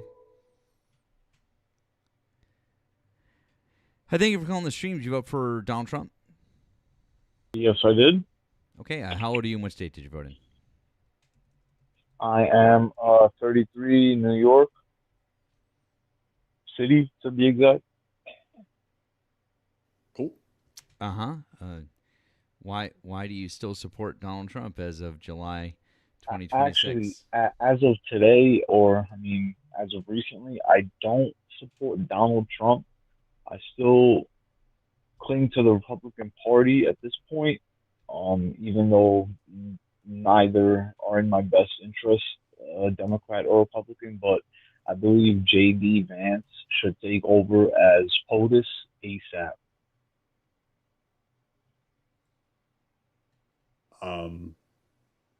Okay.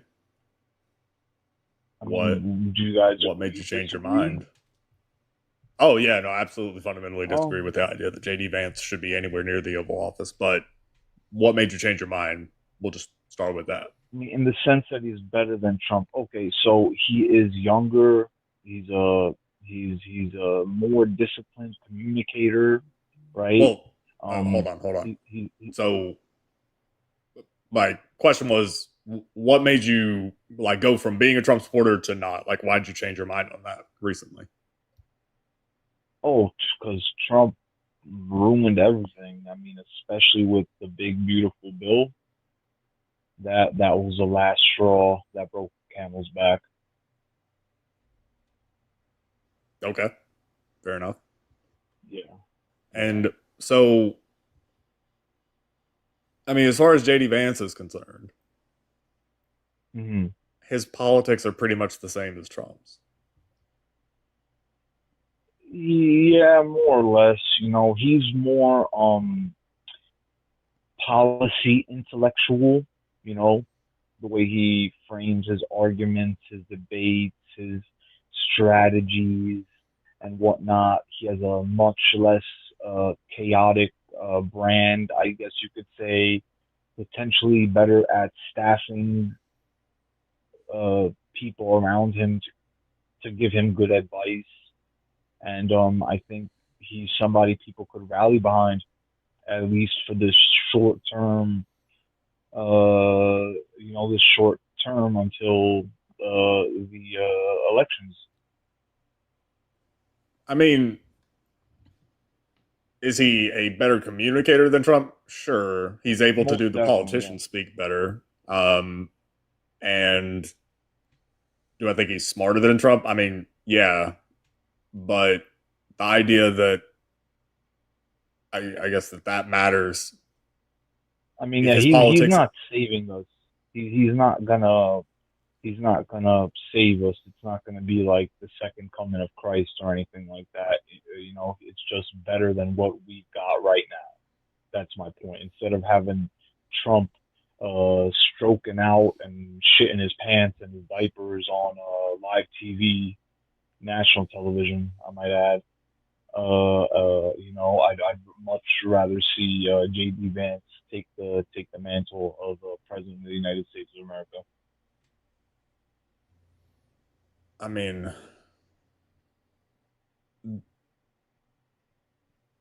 how would you say would you you were? guys agree with that at that point? I mean, I personally don't agree with Vance myself, but I'm just saying, don't you think Vance might be a lesser of two evils?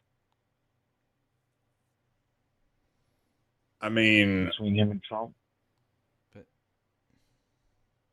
not so put it this way: really? if you had to choose between, you see, it was Kamala, right, and Trump, but let's say it was J.D. Vance and Trump, which one would you vote for, or would you not vote at all? Why in the world would there ever be a situation where it's JD Vance and Trump? We're not. That's silly. not. It's not a thing, dude. We're not here to play like pretend hypotheticals. That's not a thing that would ever happen, and that's not a thing that will happen. And also, JD Vance is. If you don't like the policies, some of the policies that Donald Trump has enacted, well, that's just JD Vance. But he's just going to do the same things. JD Vance was the tie-breaking vote on the big beautiful bill. Like. He made sure that it happened. He made sure that it happened. Bud. He is a puppet of Peter Thiel and the Heritage Foundation, and they are controlling Donald Trump. So if you don't like what Donald Trump is doing, then you're really not going to like what J.D. Vance is doing because he's going to do it better. So what you're saying is, stop simping for J.D. Vance. You're right. No. You know what? At that point, you're right. You know what? Because that would just be more of an accelerationalist type of thing, and I'm not one of those. But yeah, I just tried to come up here with a new point of view. I'm not sure if you guys have heard this one or not yet. Listen, man, I hear you. If you're frustrated with what's been going on with Trump, I understand, and it's really frustrating because you voted. And it's really difficult to realize that the vote that you made wasn't a good one.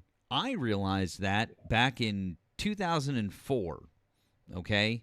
I'm a little bit older than you, but I realized that 22 years ago. I remember realizing that and looking at myself in the mirror going, "Oh, you fucked up. Oh, that was a bad vote. Like, you fucked up, and you need to fix that, and you need to try to do better." And it didn't mean that all of a sudden all of my views immediately changed. But I realized that I had a path to start changing the way that I looked at the country and looked at political issues and different things like that. And what I'm saying to you, my friend, is that it sounds like you might want to do the same thing. And it doesn't mean that tomorrow you'll wake up and you'll believe everything differently. But I do think that what needs to happen is you need to have a clean break from that administration.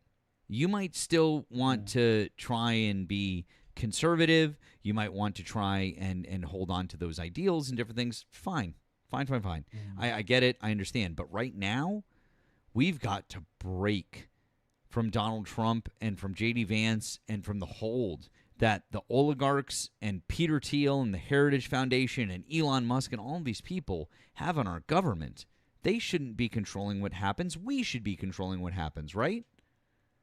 I concur 1,000,000,000%. That's all I'm saying, man. That's all I'm saying. So that's why No, that's yeah, why I you're think right. we should You're look right. at it from that perspective. No, you're definitely right. I mean, when you're right, you're right. What else can I say? And by the way, this is your neighbor over by the 7 line. I was down at Williamsburg by the feast. I took the G train. Just want to let you know it's doing good. Does it still smell like piss? Yeah, urine as far as the nose can smell. There was a guy, for those of you who've never been to the city, there's a guy who used to stand out. Oh, wow, which stop was it? Oh, fuck, I forget off the top of my head. There was a guy who stood out one of the stops, and he used to sing the G Train song. I remember this guy. I used to throw a buck in his hat whenever I could because he made me laugh so much. He'd sing the G Train song. He'd tell you like the G Train. And he'd talk about he's like it might smell like piss. He goes, if you're gonna take a piss, he goes, don't piss on the third rail. He goes, you might need to take a piss. You had this whole fucking song about it. Like I miss the city sometimes, man. I miss it. I'll tell you. Jeez, yeah. I gotta check that G Train song out. Must be on YouTube somewhere. I don't know. I bet somebody recorded it. That was a while ago. But I mean, I don't know, dude. I'm just saying, like I love shit like that, and I love what's happening in I love what's happening in New York right now. I love what we're seeing with Mom Donnie, and I love that people are coming together, and I love that he's bringing public transit fares down. Did you hear, by the way, about this? Do you know what he's doing? That he's running a pilot program. I was just about to mention, yes, if you want to go ahead and probably know more about it than I do. Did you okay, heard so, about where he's going to let parents drop their kids off? No, I haven't heard about that. All I know is something about a bus, but it's like it drives itself and it's free, and people are complaining about that. There is going to be a self. They're talking about doing a self-driving bus, which will help save on energy, save on cost. They're talking about doing that. It would be electric too, but they're also talking about doing a pilot program where they're going to let parents apply, and they're going to do a one night, 500 kids. It's a pilot program, and they're going to let parents apply. The kids get to go 4 hours, free of charge to the parents, just paid for by taxpayer dollars. They get to go to any number of the rec centers around the city. They get activities. They get arts and crafts, sports. They get dinner, and they're there for 4 hours. And the parents can go do whatever they want. They can run an errand. They could go out on a date. They can, if they need to get some work done, if they want to take a nap, they can do whatever they want. And I think that's brilliant because amazing. Think about what that's going to do. Like, how do you even come up with that? I mean, because he's the fucking man. I love this guy.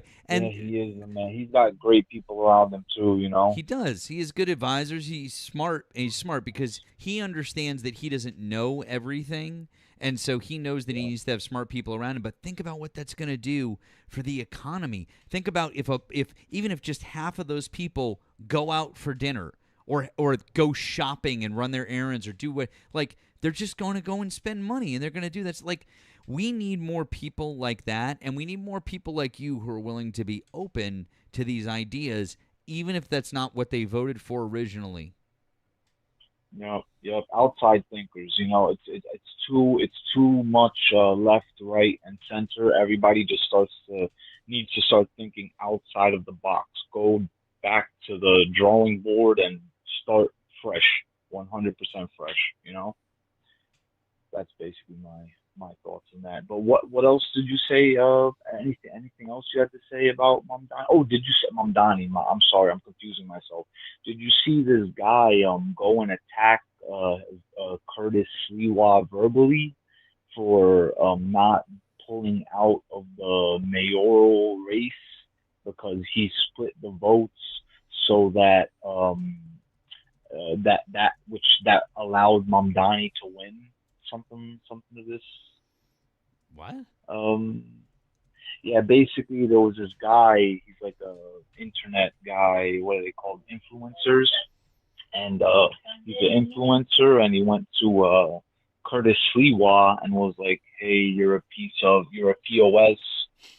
If he had pulled out of the race, Mamdani wouldn't have won. He split the votes, for the Democratic whatever. And basically, Curtis Sliwa got paid to run and not pull out of the race, so the votes would be split and Mamdani would win. That's what they're saying now. I don't know. I hadn't heard that, but I mean, I don't know. That's just silly. Yeah. It sounds like the major coke to me. Yeah. I mean, it's silly. Like I said, just but keep your eye out for it. It's something that'll give you a good laugh at least. Yeah. Well, listen, friend. We want to have some more conversations with other folks who are still support. But I just want to tell you, I really appreciate you being open-minded and being able to see things from a different perspective and change your mind. Think about that as we move into the midterms, into the voting booth. Okay, my friend? For sure. Thank you, guys. Have a great day and good night. God bless. Take care, man.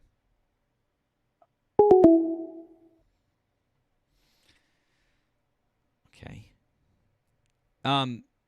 Hey, True Blue down in the chat, it keeps coming back on multiple accounts. If you don't come up and show your proof to everybody, you're literally protecting someone who's committing terrible acts. So you better come up and show your proof to everybody, because otherwise you're just making baseless accusations. So I would strongly recommend that you come up and show your proof. Of course, that would mean you'd actually have to have some proof of the thing you keep saying in the chat, which you don't have. Tim. Oh, okay.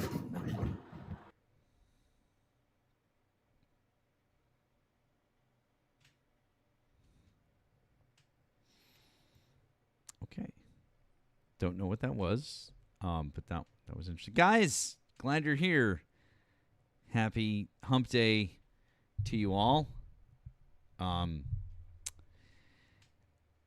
If you would like to have a conversation with us, you can call in on that phone line that's right above my head. It's also pinned in the chat over on the tube.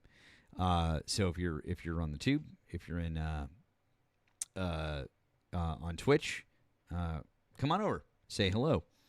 If you're here on TikTok, all you have to do is hit that request button and come on up and have a conversation with us, and that would be great. We'd love to do that with you as well.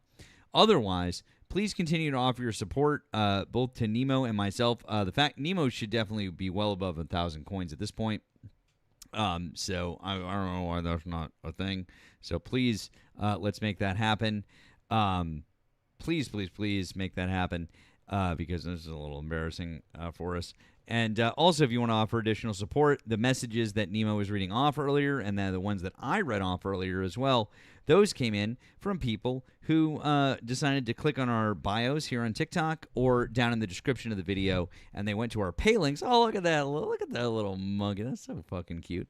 And they went ahead and they sent some donos to us, and we appreciate that very much. We really appreciate you guys. Thank you. Hi, thanks for calling the stream. Did you vote for Donald Trump? Yeah, I voted for Trump. Okay, how old are you and what state did you vote in? Yeah, I'm 32 and I live in And you live in where? Kentucky. Okay, 32 in Kentucky. Okay, why do you still support Donald Trump as of July 2026? Bro, I heard your last call, and I've been dealing with it for like a month, bro. Donald Trump, he ain't doing what he said he was going to be doing for us, man. This whole Iran war situation, us taking out like with the news, like how are you guys gonna be trying to tell us that, oh, they were planning to assassinate him during the UFC thing. Bro, we took out their whole leadership twice, bro. And then now we're gonna frame like, oh, but now that's why we need to go to war with them. Like, I felt so right wing before it to go all the way, and for like it to reveal itself like maybe like this is what the Iraq war was started for, all that. It's real shady, bro, at the highest level of it. Yep. Uh-huh. Yeah. So, I mean, it sounds like you're seeing light. So where do you see yourself, I guess, going with this? When it comes to voting, Yeah. bro, I am so anti-Zionist. It's making me want to vote Democrat because I even saw that like 100 Democrats kind of voted to defund Israel's military funding. Like that issue is making me like want to change my vote because it's like this war situation, what the Israeli prime minister is doing and inciting in the world. Like now it's a problem that we're selling fighter jets to Turkey, like, and Turkey's in NATO. Now it looks weird that Trump always wants to pull out of NATO. Like, it's not looking right. Yeah. I mean, there's the Turkey fighter jets thing. That's a saga, but I won't bore you with the history on that one. Yeah, I mean, we definitely agree on the anti-Zionism thing. I do hope that more and more Democrats come around on that. It seems like it's a real problem. Yeah, I mean it's absolutely a problem. It seems like there's a rift forming where you have oftentimes progressives are going to be anti-Zionist at the national level, and then you've got the old guard of the Democratic Party, the leadership, the establishment parts. So Hakeem Jeffries. I mean, if you want to include Nancy Pelosi, sure. Chuck Schumer, definitely. So those powerful people in the Democratic Party, they are staunchly pro-Israel. And so there's this rift forming. And yeah, that's going to be tested in the midterms. I was saying earlier on a live this morning that the midterms are going to set the tone for 2028. if progressives manage to pull it off, if progressives manage to win the majority of the races that they're in, then the field in 2028 is going to be more progressive. That you're going to see. Well, yeah, because Good. Trump is not doing good right now. Like, bro, like, how do we have the real estate bill on your desk and you said it's a yawn? Like, I Well, think, yeah. like, it's like what he's doing, he's losing a lot of voters with what he's doing. Yeah, I mean, he's also like he's done. You know, he doesn't have to run in an election ever again. And honestly, he's probably not going to be running to anything for much longer. So, yeah, he doesn't give a shit. And It's really, really bad. And then he's flying around in a new jet. And it's like, bro, I thought that, like, when we cut SNAP and all that stuff, like, you know, I thought, like, oh, we going to cut stuff, but we going to balance the budget. But then we operating off of a $1.8 trillion deficit. And then when you need more money for more wars, you're able to find $500 billion. But you couldn't pass, like, a $500 billion, like, healthcare bill for people. Yep. I mean, like, he's doing us dirty. He is doing us dirty. Yeah.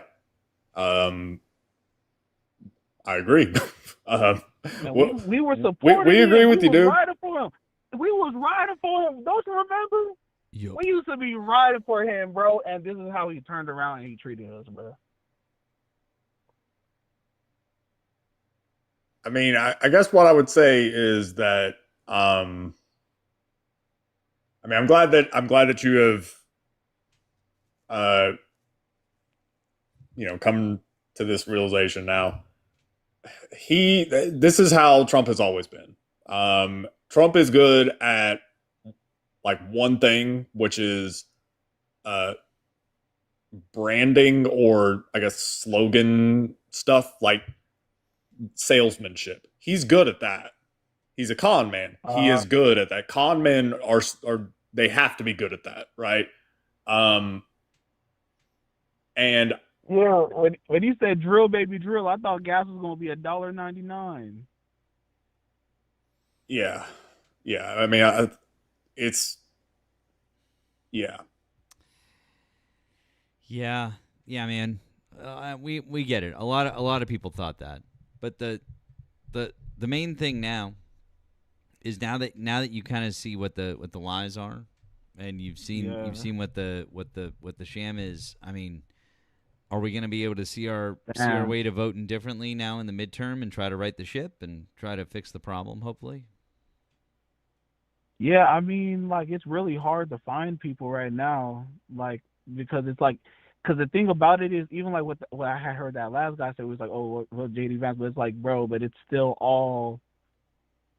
gonna be all part, because with the stuff with Israel, bro, that's in just the Republican Party. Like, one thing that Trump did do is that we drained the swamp and we found out that Israel's at the bottom of it, bro, and it's a really bad, like. So it's created this like really bad like time and like this realization. Well, I don't know if we necessarily drained the swamp. I'm glad that you realize that AIPAC is absolutely the root of a lot of problems. Unfortunately, Donald Trump kind of like hooked up a hose to one end of the swamp and just filled up another swamp, which is him and all of his cronies and the amount of corruption. That's a whole other. That's a whole other thing, right? Yeah, it's really bad, right? Everybody's been traded out. But you're in Kentucky, right? Everybody, yeah, I'm in Kentucky. I moved from California. Oh, I was wondering about that 818 area code. So yeah, I moved from California. Yeah, and those California elections are rigged, though. I'll tell you that, though.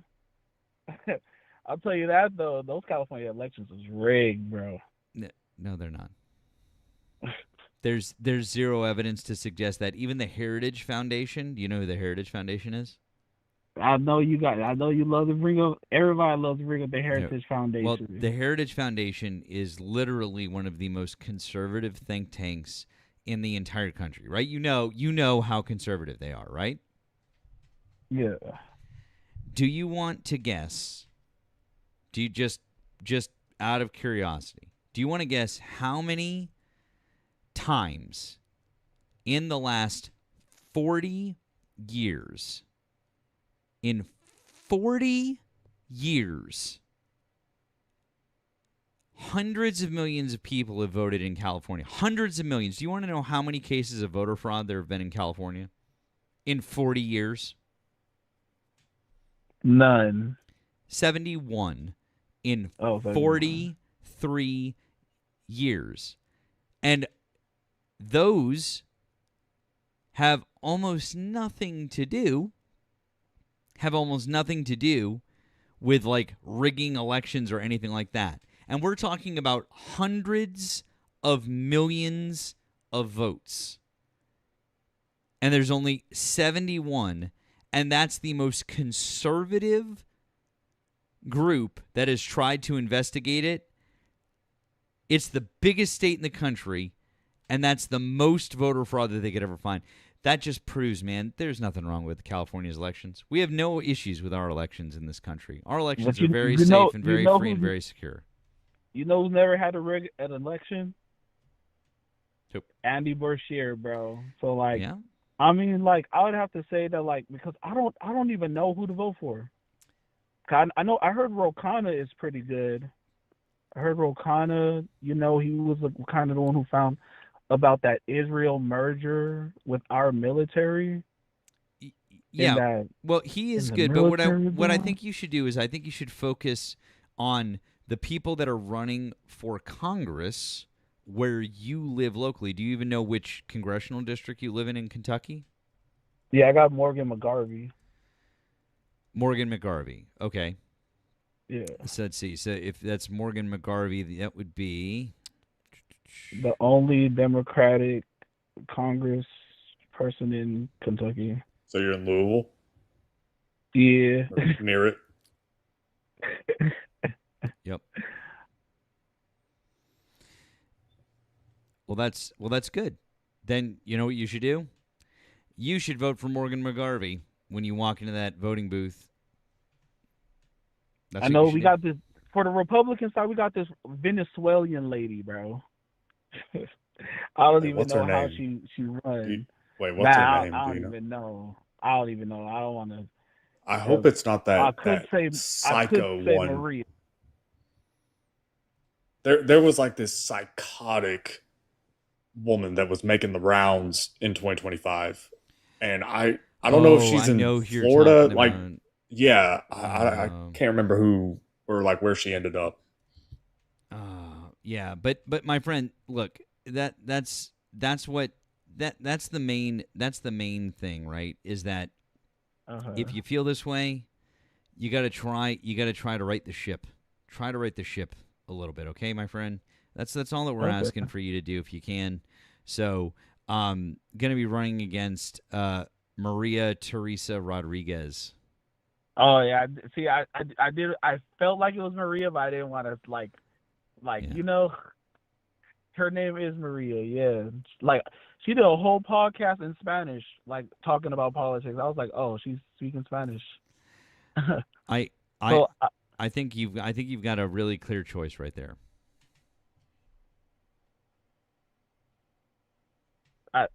Between the Spanish woman and Morgan McGarvey, Maria, like, why? What's the clear choice? You should be voting for the Democrat. You should be voting for the incumbent. You should be voting for Morgan McGarvey, because what we need in the House of Representatives is we need a check. We need a check on the President of the United States, and that's where you come in.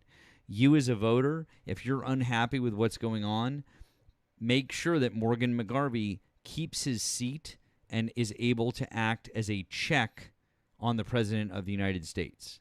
That would be a huge help.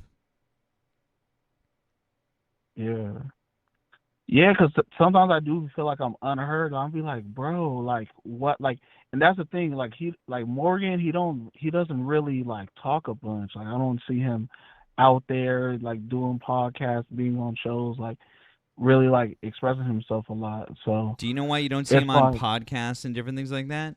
It's probably because he's in Washington doing his job. I'm just guessing. Good point. I mean, I'm just throwing it out there. And Maria Teresa Rodriguez probably has plenty of time to do bullshit podcasts and all that kind of stuff because she doesn't have a job to do. And I bet you that if you looked into it, I bet you Morgan McGarvey has done town halls recently. I bet we could look it up, and I bet that we could find out that he's done. Oh, wait. He just did one on April 23rd. April 23rd, bro. That's like a month ago. Well, not a Was month that 2 ago, months but ago? 2 months ago, but yeah. That's 2 months ago. That's what I be saying, bro. I There need, was one like, in February, too. He did one in February also. Bro, and they yeah, did a that's telephone, town hall. If you followed him on Facebook, yeah, it was on February 12th. He said, thank you to the thousands of Louisvillians, that's just a fun thing to say, who called in to join the conversation about what's going on in Congress and back home in Louisville. Keep showing up and using your voice. And a lot of people were really happy. They said they wished it was longer, but that was about it. So I mean, listen, man, I think you've got a decent rep there. Okay, I think you've got a good person, and I think he's pretty good too. Yeah. I encourage you. I really and truly encourage you to go out in the midterms and vote that way if this is how you really feel. Okay. You mentioned man, you gotta be. You mentioned the big beautiful represented. bill, right? Did you mention that earlier? Man, I think Big that was the Beautiful other Bill. caller. Ah, shit. I couldn't remember. But if it was I think it okay. was. So, did you bring up the big beautiful bill when you first got up here?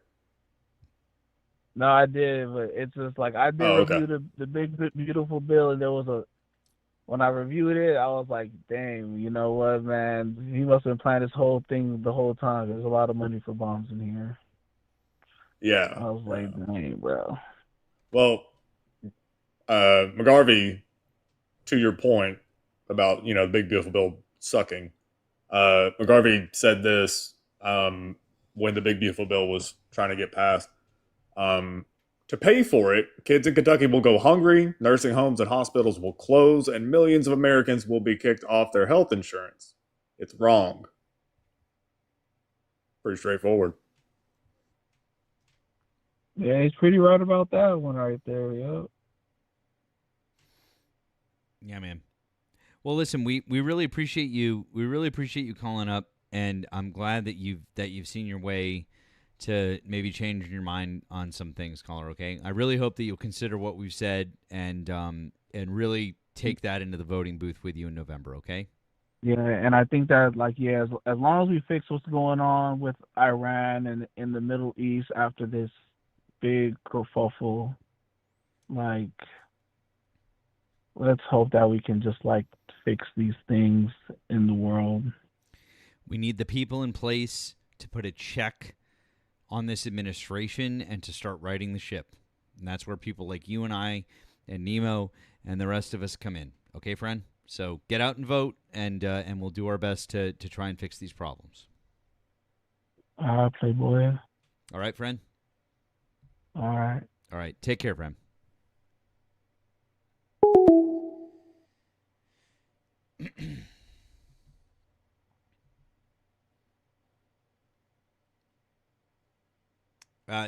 That's actually 3, Mayra. Yeah. Tonight, if you're keeping track, that is 3 tonight.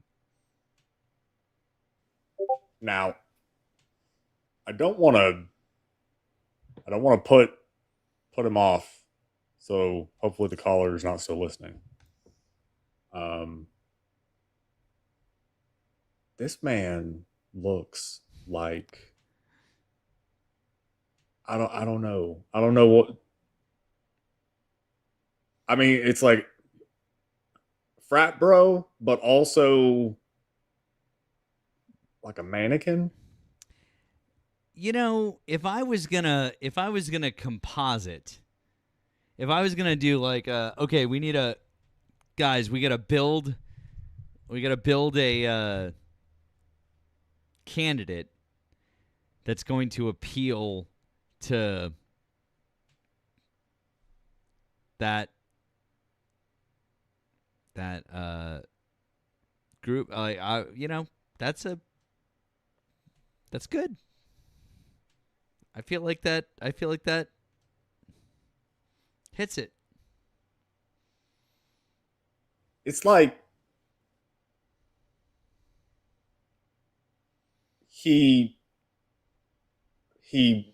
worked at Abercrombie and Fitch or Hollister or like American Eagle throughout high school, and he finally reached an age where he needed to get to a different job. Like I don't know. There's something. Yeah, I'm getting like that kind of vibe. Hey, you know what? He's got the. Sounds like he's got some of the right ideas. We're good. You know what? That's fine. It's just it was certainly an interesting one. Yeah, we're just joking, everyone. This is not a serious discussion. The person we put up, that's Morgan McGarvey. That's the Kentucky guy.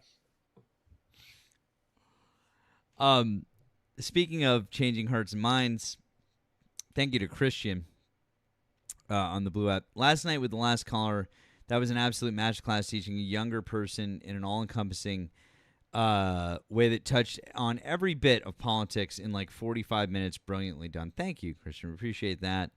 I felt like that was a good note to end on last night, so I'm glad you like that too. Once again, and thank you to Soul of Beer Can on the tube. Thank you. Great convo. We need more of this as we approach the midterms. Thank you, friend. I appreciate that very much. We appreciate that. And 4 to 5 dentists recommend Morgan. Yeah, I think so. He's got these beamers right there. Just want to say you guys can offer additional support to both of us via our pay apps. Our pay apps are available in our bios over here on TikTok or in the description of the tube video. You can also find links over on Twitch in my bio for Nemo as well. Please make sure that you're subscribed to Nemo also. I know that you might be like, oh, I'm subscribed to Matt. Make sure you're subscribed to Nemo. If you're over here on TikTok and you're not subscribed to both of us, this is your friendly reminder that a number of creators that you know and follow have gotten completely bananered here. Not to be alarmist, but that shit has happened. Okay? Just FYI. So, that's why it is supremely important that even if you don't usually watch us on the tube, even if you never watch us over there or on Twitch or whatever it may be, that you click through and you subscribe. So make sure that you are subscribed to both of us on other platforms that are outside of TikTok so that if something happens, you'll know where to find us. And that would include backup accounts here as well. Okay? So click through, follow all of our backup accounts, et cetera, et cetera, et cetera, at all. Thanks for coming to my TED Talk. Oh, I guess that maybe wasn't a Trump supporter. So. Thank you to Tammy for the Venmo. Said, I want on that train. Well, you are on the train. Catherine, thank you for the cash app. Said, choo choo. Gina. Oh, wait, this is from earlier. Thank you. Thank you for that still. And Eric, thank you for the Venmo. He said, chugga chugga.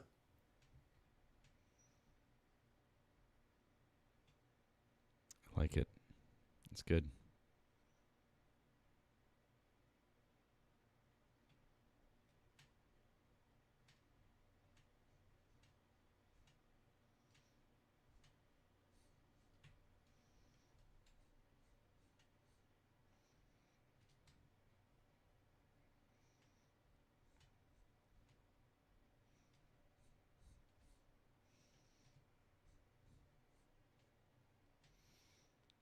I promise you that every time you guys send in a train dono, we will do that. I fucking promise you. I'm just saying.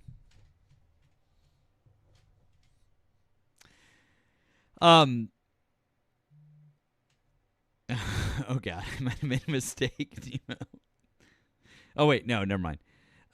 Thank you to Charles, who just said, "Keep up the good work. I recently changed from MAGA to way more left. Anyways, keep it up." Well, thank you, Charles. Hey, W's to Charles. Listen, W's to Charles and W's to all of the folks that have called up tonight or came up tonight who are changing their minds and who are moving forward. I really appreciate that. We really appreciate that. Thank you guys for being open-minded and doing all the different things. I see you, man. I see you, Nemo. That's if you want. Sure, yeah. Go for it. May as well. Yeah, yeah. If we don't have any ops today, feel free to invite them up.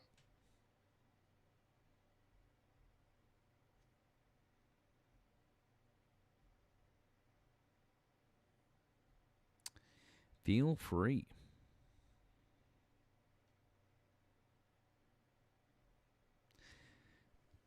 Once again, guys, though, if you did vote for Donald Trump, hop in the box over here, or if you're on the tube, you can. If you're on the tube, you can give us a ring. That phone line is open. I'd be happy to talk to you guys.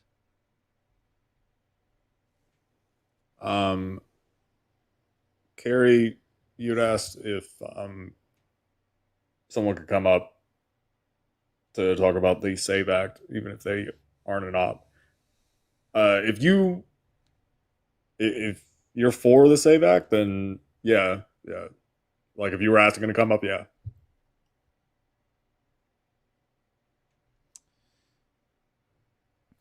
Feel free to come on up and chat with us about that. And oh, okay, someone else in the chat. Okay.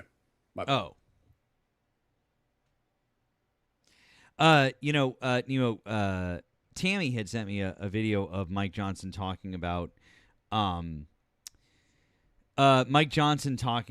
he wants to get this passed with reconciliation. Natalie, Obi is with his mom. Is with his mom, not with me. Obi does not come up to Maine with me. So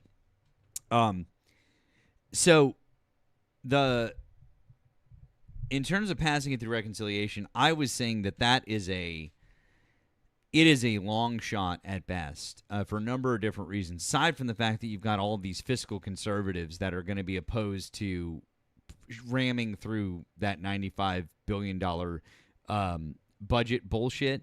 But at the same time, given Lindsey Graham's death, I know that they appointed his sister and all, but then you've got Mitch McConnell, MIA, and you've got all this. I don't see that passing through reconciliation, personally. Yeah, I don't think so. I just can't see them finding their way to doing that. So, personally, yeah, the margins are too narrow, and also, I mean, the parliamentarian would have to somehow argue that it's the budget, even though it's not. Yeah, and that's. I just don't see a lot of that. I just don't see a lot of that happening or going in that way. Also, thank you to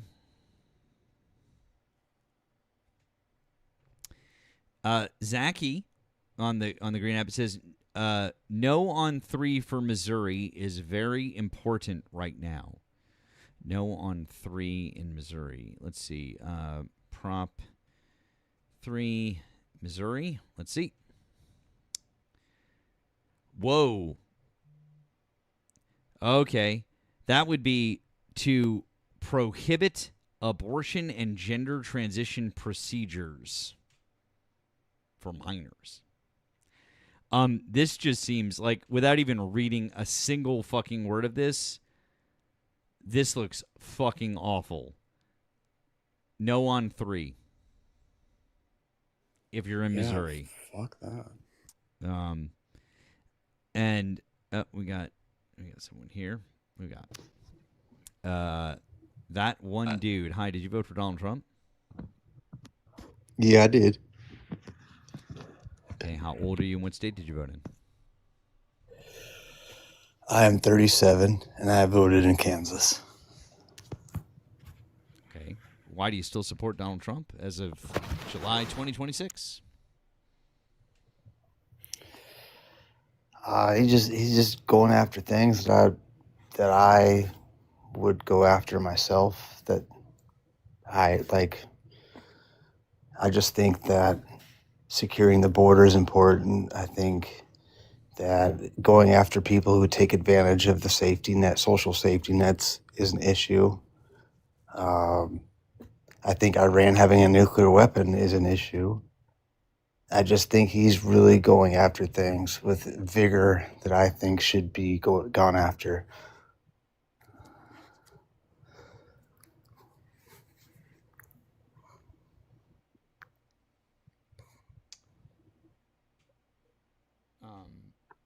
Okay. So well, I mean, okay, let's start in reverse. This is the last thing you said. So Iran didn't have a nuclear weapon, nor were they making one. So what are you talking about? They have every aspiration to have a nuclear weapon. And they didn't have one, nor were they making one. And the director of national intelligence and the head of counterterrorism both said they didn't have a nuclear program after. No, they were just biding their time for the sunset clause to hit. What are you talking about? The JCPOA. It had a sunset. No, I'm talking about as of March 2026. The director of national intelligence said that from a year ago, previous, after Operation Midnight Hammer, so even after we bombed them in June of 2025, they hadn't tried to restart their nuclear program, which means there was no reason to start bombing them and no reason to go to war with them because they weren't running a nuclear program. Our director of national intelligence testified that under oath to the Senate, and the head of counterterrorism, Joe Kent, corroborated that as well. So they weren't building any sort of weapon. Well, I mean, that's one guy's statement. No. That's not just one guy's statement. Number one, that's two people corroborating the same thing, and the two people that are corroborating the same thing, one of them is the head of counterterrorism for the entire country, and the other one is the director of national intelligence, which means she literally knows the most about that thing more than anyone else in the country, because she gets all of the intelligence reports fed to her. So that means that she knows the most more than anyone else. So if there's literally somebody that we should be like, okay, their assessment is probably the accurate one, it would be hers. So that's not just like, oh, some person said this.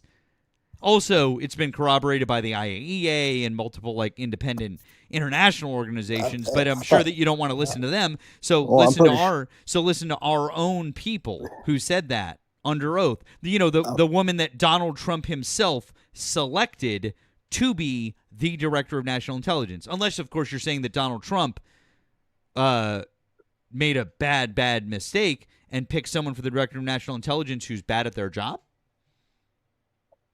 I'm pretty sure it was confirmed that they got 60% enrichment of their uranium. Does that mean you can make a weapon? It means you're getting very close. Wrong. No, it's not wrong. Actually, it is. So is it really easy to get all the way from 60% to the required 90 whatever percent it is? I forget the exact number. Is it easy to get from point A to point B? Comparatively, if you've got from 3.7 to 60, then yeah, you can get from 60 to 90. So you think that it's equally as easy to do those two things? Is that what you think? It's actually harder to get from 3.7 to 60 than it is 60 to 90, and every nuclear expert would agree with that statement. How long did it take us to get there? I don't know, a few years. Also, what was the delivery system that they were going to use for those? Ballistic missiles. Oh, the ICBMs that they don't have? I think they do have them. They don't have ICBMs. They don't have ICBMs. Mm. No one has ever said that. They have ballistic missiles. They don't have ICBMs. ICBMs are intercontinental ballistic missiles. Okay, yeah, that's what. But I said ballistic missiles. Okay, and you're alluding to ICBMs. Why would? Well, if you weren't alluding to ICBMs, then you wouldn't have said that. I'm pretty sure they have them, right? So you were talking about ICBMs. They don't have ICBMs. They have ballistic missiles that are which can carry I think warhead. intermediate range. Yeah. And I never was alluding to the fact that they can bomb our homeland. Okay. They would plan to use it on Israel. Oh, got it. So they would just basically bomb their neighbor and destroy their own country with the fallout. That makes a whole lot of sense. They Yeah, I know, right? See, when you say it out loud, it actually doesn't make any fucking sense, right?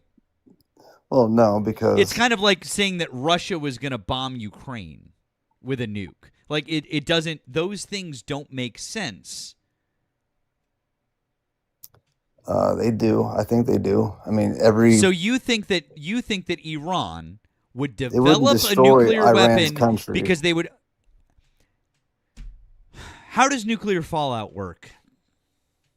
I understand, but No. If you understand how nuclear fallout works, then I think you might understand that they would be fucking themselves. Would it immediately destroy the country in the same way that a nuclear bomb would?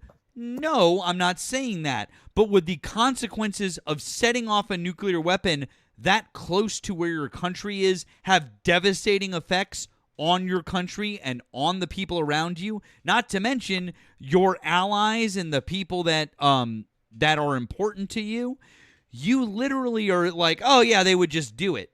It's insanity. And that's the only place that ballistic missiles would reach. You realize that, right? Because otherwise you would need ICBMs. Also, ballistic missiles don't really have sophisticated delivery systems, and they don't have sophisticated tracking systems. They're basically just a fucking missile that goes like up and comes down. It's like or like a boop, boop. That's it. That's what a ballistic missile is. yeah, but you don't have to have the biggest nuke in the world. I mean, you can have a smaller nuke where the fallout's Okay. not going to be that crazy. Yeah, you're right. You don't have to have the biggest nuke in the world, but you have to be able to install a payload system, a payload delivery system onto a ballistic missile. It's not just like, oh, hey, we hit 90% uranium, y'all. Shit's glowing in the dark. We're going to put it in a box. We're going to stick it on a ballistic missile and just shoot it over there. That's not how that works. Okay. There's a whole process with nukes. All right. But you do understand that Joe Biden, Hillary Clinton, Barack Obama, every single leader that we've had or potential leader has agreed that Iran cannot have a nuclear weapon. Now, Why do you think they would say that? Nemo. Because we don't want countries to have nukes. Yeah, we don't want other countries to have nukes. That's crazy. Like, we didn't want North Korea to have nukes. We would prefer that Russia doesn't have nukes. Hey, Nemo, didn't Barack Obama actually try to address that with Iran? Yeah. Yeah, he did. He did a It's called the terrible job. JCPOA. It was one of the worst deals that we've ever made. Why? Yeah, I mean, given your depth of knowledge as it pertains to nuclear weapons, I'm sure you're going to give us some scholarly criticism of the JCPOA now. I mean, it's just common sense. When you give Common sense. Thank you for telling me that you know fuck all about the JCPOA. Well, you're interrupting me, so you won't let me finish. Wait, it's common sense was not the end of that sentence? No, it was not. Oh, okay, well then, yeah, go for it. The JCPOA had sunset clauses where they were going to be legitimized to be able to build a nuclear weapon in 2030. Literally not how that works. That's not. Yes, it is. That's exactly how it works. No, and that's it's not exactly how it what works. Barack Obama said. That's literally not how that works. Yeah, yes, it is. Obviously, you don't know what the hell you're talking about. Oh, I don't know what I'm talking about. No, Okay, cool. not when it pertains to this. Right, got it. So tell me what the sunset clause, how that works then. The deal was good for what was it, 10 years? And 15-ish years. 10 to 15 years. Well, hold on. There was And 10, 15, and then there was the 25. So you have to There was mark nothing. There was no 25. wrong. You literally have No. never read the deal. Oh, you don't know that? Oh, you don't know that. Show me How much anywhere would that you there's like a to 20. How much would you like to bet? Well, you want to pay? Okay, big boy, bet us right now. Go Bet. ahead. No, do you want to bet? No, Oh wait, I thought you were so fucking confident. I don't bet. I don't. You're a fucking little bitch, and you know you're wrong, and now you're back into a corner. Man up and fucking bet, or admit that you're wrong. No, you can't prove it. There you go. So you're wrong. Just you're wrong. We can, there you we go. can literally prove it. We can prove it. We can You cannot literally prove it. Then bet us or admit that you're wrong. I'm not gonna bet a random. Because you know that you're fucking wrong, and you're a little coward. Okay. Okay, fine. Look it up after the live is over, and then you'll see. No, you're wrong.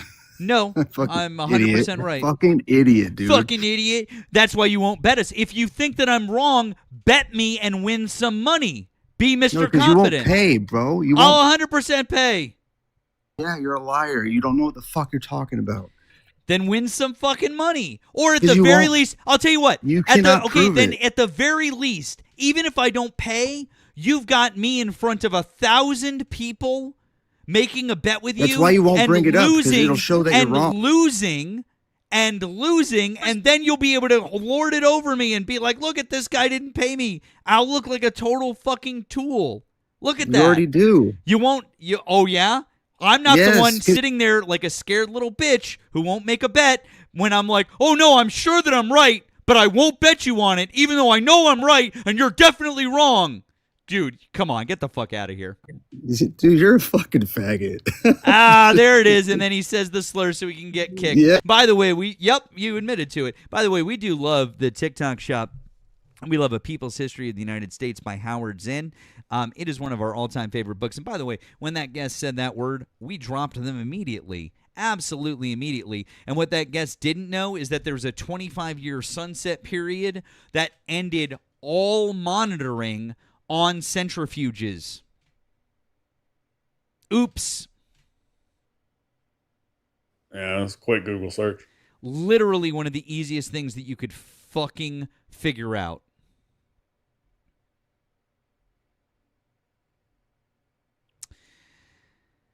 I mean, like, honestly, it amazes me how fucking stupid you are. Actually, it doesn't. Anyways, key elements included uranium stockpile reduction, enrichment cap, centrifuge limits, inspections, sunset clauses, restrictions set to expire on staggered timelines between what does that number say? Oh, that's right. 10 and 25 years. Oh, wait, what down here it even says that JCPOA sunset clauses. What ended after 10, 15, 20, and 25? Oh, wait, it even goes into detail here. Huh. Oh, there it is. 25-year sunset. IAEA monitoring of uranium milling and milling operations. Doop-a-doop-a-doop. Well, clearly you don't know what you're talking about, man. Don't know what Clearly, I'm talking about.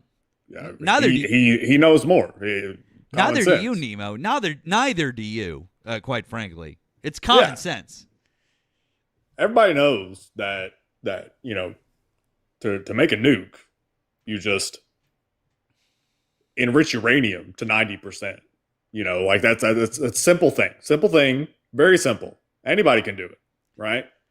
Everybody, you just bombard uranium with enough neutrons to change the isotope that is there. Once you get to a certain threshold, you can do that in your backyard. That's common sense, okay? It's common sense, Nemo. Oh boy. New York Yankee girl. Hi, did you vote for Donald Trump?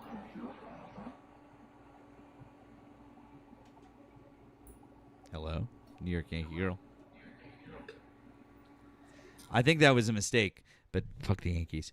But I think that was a mistake. We still love you for who you voted for, most likely. But real quick, couple of thank yous. Thank you to Frederica. Another option for a train theme song is one of my favorites of all time. Unite the World, a.k.a. the friendship song. Oh, yes. People all over the world, join hands, start a love train. That one. Yeah, it says more of a slow burn. Frederica, very, very good pick. I appreciate that one very much. Thank you to Pamela. Said Amendment 4 and 5 are kind of confusing in Missouri. And she also said, we passed the abortion law by 76%. Now it's back on the floor. Oh, wait, no, that's not that song. Okay, wait. I'm sorry. I will pull up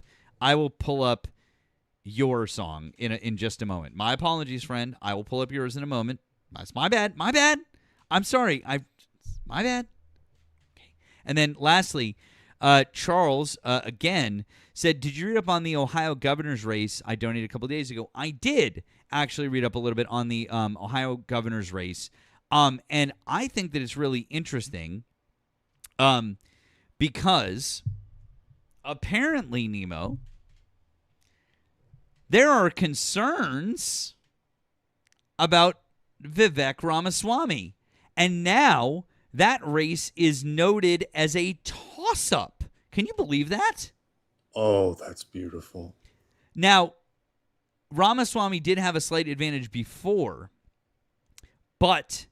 and they've got Elon Musk is dumping like fucking loads of money into this race, okay? Like loads of money. But this is from Cook Rating. Polls show that a competitive contest between Ramaswamy and Acton.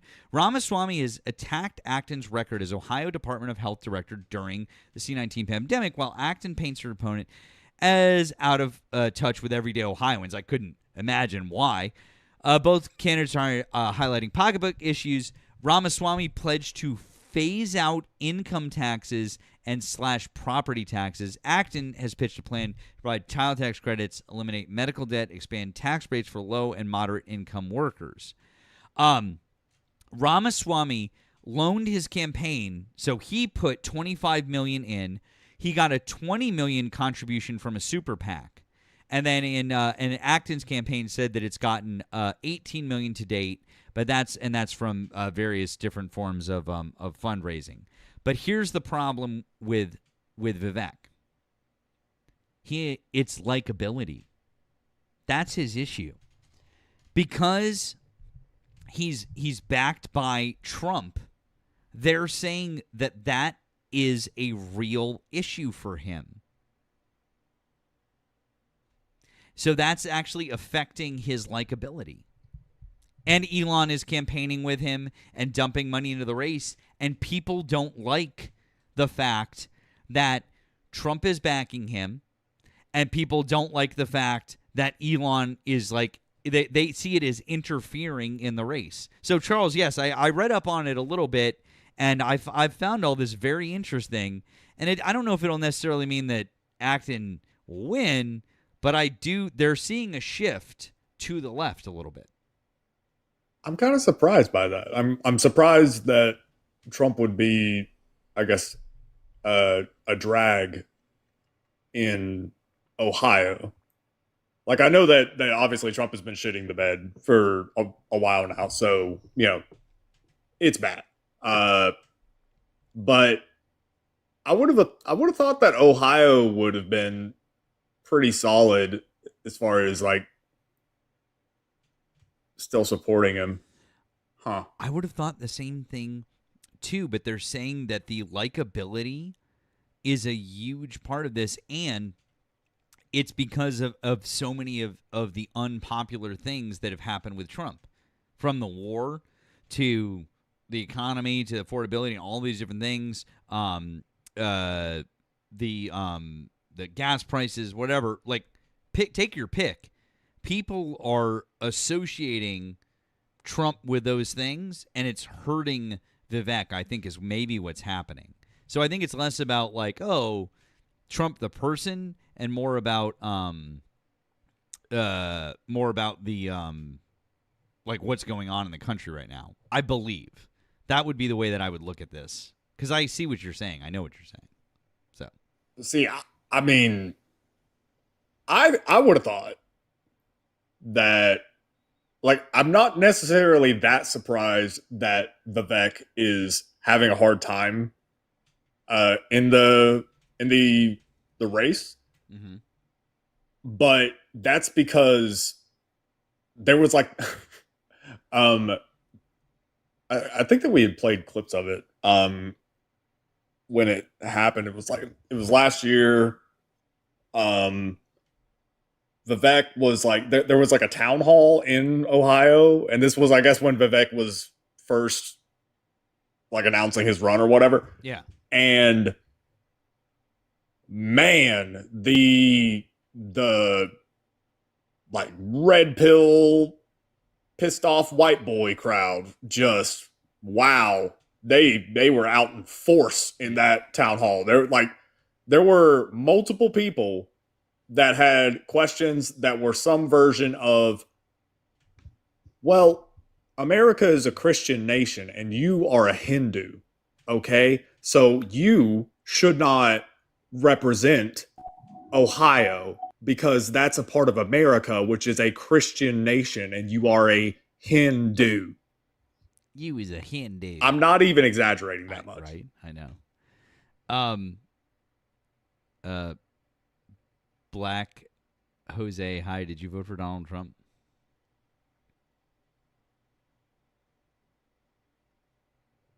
Hello? Black Jose? Invite you to. You are currently muted. There you go. I'm sorry, guys. I accidentally tapped.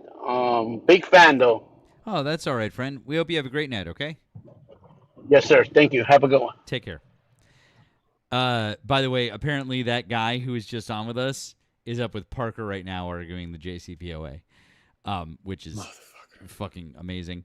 Also, thank you to Deb over on the tube for the $1.99 saying, raise a glass to the open-minded. Cheers.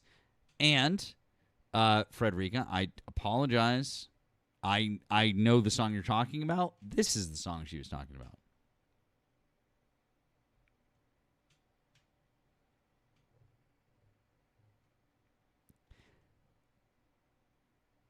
It's not all good. It's fucking terrible.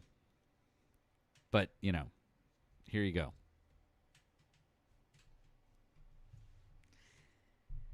Welcome in, Erika Raiders. Welcome in, Erika Raiders. We love you guys. Do all the good things like your like our good friend Erika, like your leader says. Glad you guys are here. If you voted for Donald Trump, we'd like you to hop in the box and have a conversation with us.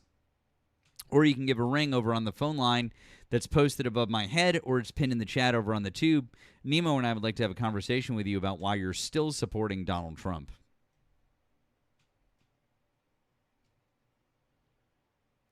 It's not that Erika Trailblazer, but I was pretty upset about the England-Argentina game. England fucking had that shit. They had that shit up until like the last fucking 20 minutes. Oh, TDS, urgent care. Oh, I would tune in, except for the fact that apparently none of the major news networks want to carry it. Oops. Man, that sucks.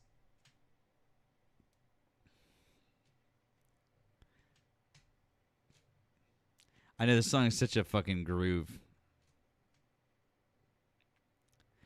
I mean, Runaway Train is not. I mean, is kind of depressing when you think about it. So, I'm just saying. So, okay. Quick correction. Did I say CPAC earlier when I was talking about back in Ohio? I don't know. I can't remember. Okay. It was a Turning Point USA thing because of course. So okay.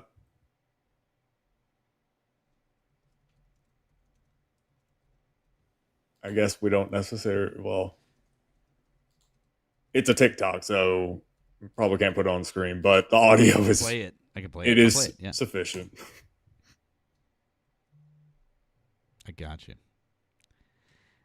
I might have a workaround for that. I think that we can try some different stuff. But all right, let's take a listen.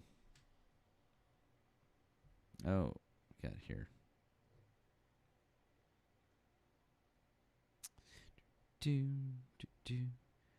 All right, hang on. Christian, if you are not, Jesus Christ is God, and there is no other God. He is part of the Holy Trinity, and any other God is a demon, and it's false. How can you represent the constituents of Ohio who are 64% Christian if you are not a part of that faith? If you are an Indian, a Hindu, coming from a different culture, different religion than those who founded this country, those who grew this country, built this country, made this country the beautiful thing that it is today, what are you conserving? You are bringing change. I'll be 100% honest with you. Christianity is the one truth. Christian voices should be the main voice of America, and I want to know basically why you seem to be, and I don't mean to be horribly offensive, but why you seem to be masquerading as a Christian. You familiar with the Ten Commandments? You call yourself a Hindu, but you also call yourself Christian. I don't call myself Christian. I call myself a Hindu. I'm not running to be pastor of Ohio. I'm running to be governor of Ohio, and I didn't run to be pastor of America. I ran to be president of the United States of America. What's your faith? I'm a Christian. Follower of Jesus. Great.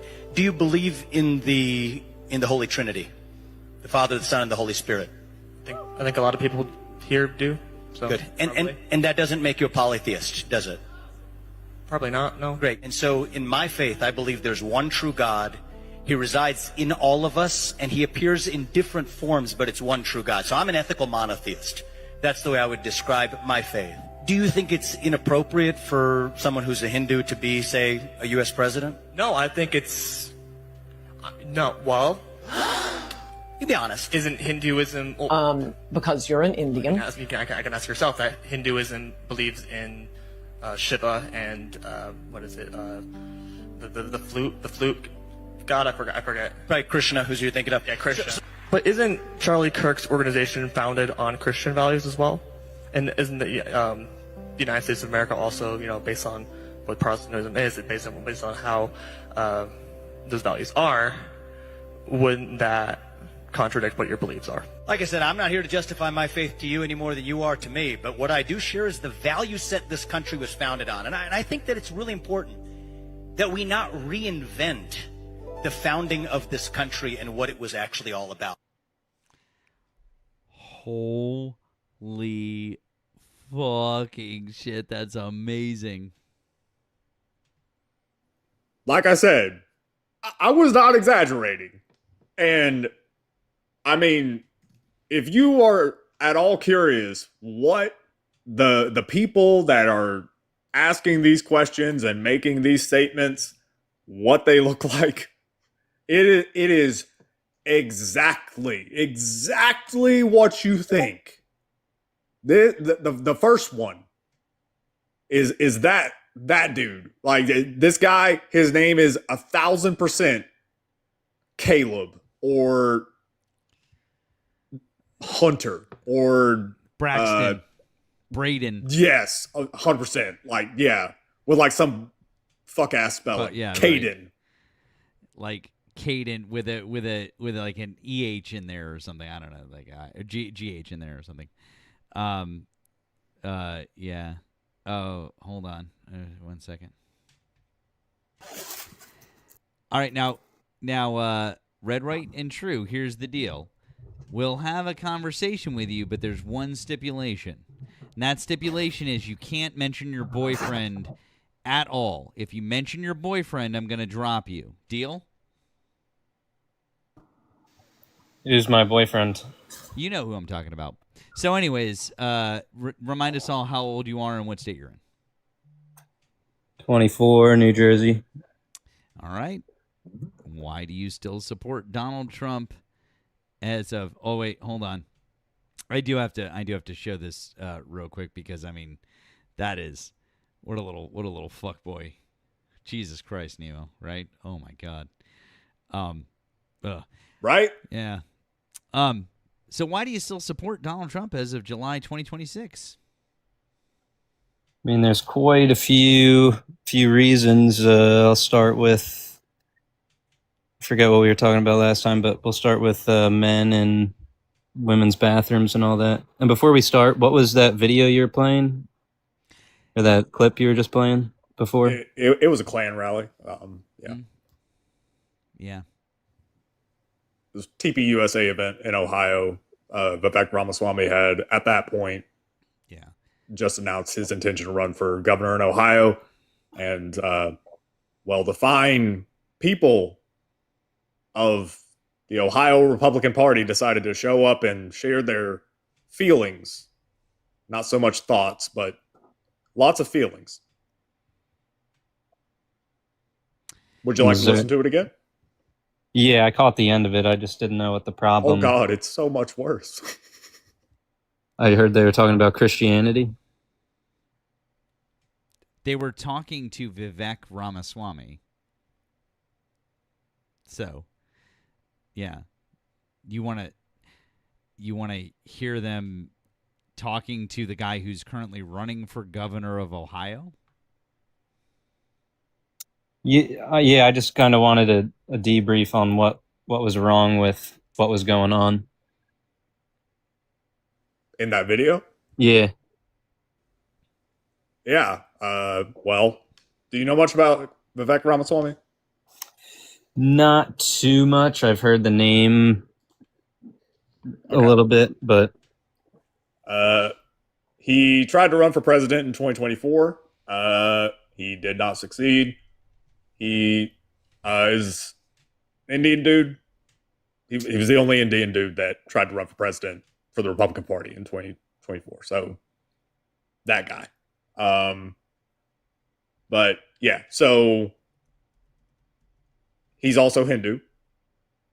And Ohio has a little problem with, certain white people doing white people shit. And, something Western civilization, something Christianity, something America's a Christian nation. You're a Hindu. You can't lead us. This guy? You don't remember him running for president? Somewhat. Yeah, no.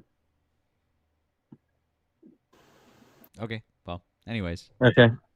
So you're saying they weren't accepting? Yeah, to put it lightly, yeah. Okay. I mean, yeah, I think everybody should pretty much have the freedom to run, do whatever they want. I do think America is still one nation under God, so I think that should always be a part of... And when was one nation under God added? So could you answer both of those questions, please? So the one question was one nation under God. The other one was what? Nemo asked you which God, and then my question is, when was that phrase coined? What year? So answer both questions, please. I'm not. I'll have to look up the year. I'm not 100% sure Cool, on I'll that. help you out with that. It was 1954. So up until 1954, that phrase wasn't a phrase that was ever used. So nope, we weren't one nation under God up until 1954. And so, but yeah, which God? The God in Christianity, as far as, I mean, I guess you have the Jewish belief that came before that, before Jesus came, but Wait a I second. just want to look something Hang on. up. Is Judaism an Abrahamic religion? Yeah. Is Islam an Abrahamic religion? What was the question? Is it a religion? Is Islam an Abrahamic religion? I guess so. Yeah. It is. Right. So there's 3 Abrahamic religions: Christianity, Judaism, and Islam. And guess what? That means that they all worship the same God. So if we're one nation under God, if you really want to use that phrase, which was only invented roughly 70 years ago, which is absurd. But if you really want to use that phrase, one nation under God would include the Muslim God as well, because it's the same God. Right? So we accept them. Do you know what Abrahamic means? Abrahamic? Yeah. Abrahamic? Yes. It's, Jesus is taking me way back. Father Abraham had many sons. Many sons Yes, had Father Abraham. Know that? And I am one of them. Yeah, there you go. That's very good. Yeah, I know. All of those religions that we were talking about. That's so, yeah. Yeah. So an Abrahamic religion is just a religion that stems from the patriarch Abraham, right? So, Abraham, you have, oh shit, what is it? Isaac, no, I'm fucking it up. Isaac, Ishmael, and is it just those 2? What are you asking about? His sons? His sons, yeah. Oh, it was he had 8 sons. Because yeah, was it Jacob? I mean, like where I know that Islam traces from Ishmael. Oh yeah, and is it Isaac for Judaism? Isaac for Judaism, yes. Yeah. Yes, okay. yes. Mm-hmm.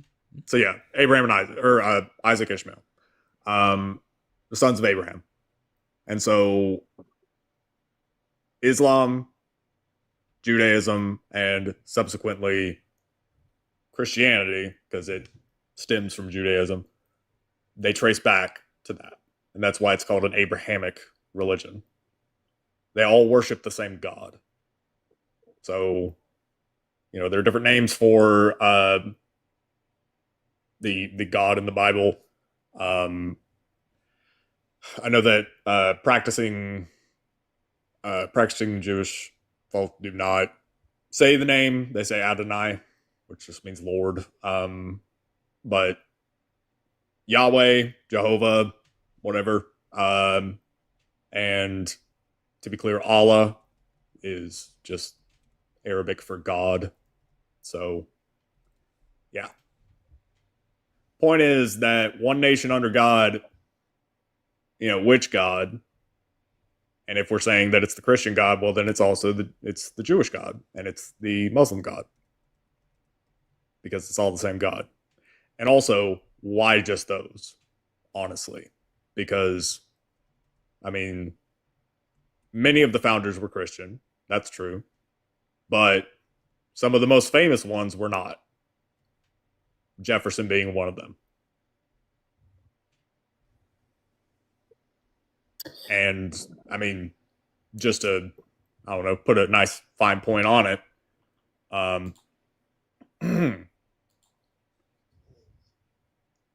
Quote, as the government of the United States of America is not in any sense founded on the Christian religion. End quote. That's from Article 11, Treaty of Tripoli, 1797. It was drafted under George Washington. It was signed by the following president, John Adams. Both of those were founding fathers. And Washington was an Anglican. He was some sort of Christian, whatever. Quote, "This would be the best of all worlds if there were no religion in it." John Adams. Quote, "I contemplate with sovereign reverence that act of the whole American people, which declared that their legislature should make no law respecting an establishment of religion or prohibiting the free exercise thereof, thus building a wall of separation between church and state." Thomas Jefferson. Thomas Jefferson also had a Quran, just because, that's funny. Settled opinion here is that religion is essentially distinct from civil government and exempt from its cognizance, that a connection between them is injurious to both. James Madison.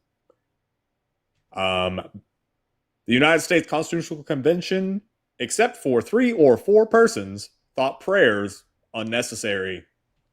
And from the same person, lighthouses are more helpful than churches. Benjamin Franklin. Witty little bastard. Of all the tyrannies that affect mankind, tyranny in religion is the worst. Thomas Paine, author of a book, Common Sense. Something that MAGA loves to throw around. They love to use that term. And then I'm all out of founding fathers, but you might recognize this next one. "The Bible is not my book, nor Christianity my profession." Abraham Lincoln. First Republican president. Party of Lincoln. So the point is, this revisionist lie that America is a Christian nation, that it was founded on Christian principles, that it must remain a Christian nation, that it's always been a Christian nation. No. Like, were the majority of people in America Christian? Sure. That doesn't make it a Christian nation. It's not founded on biblical principles. And, I mean, these are some of the most well-known leaders in our history.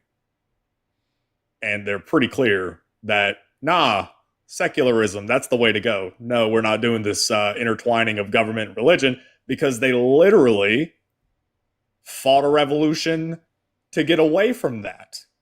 Because the Brits, they were into that type of shit.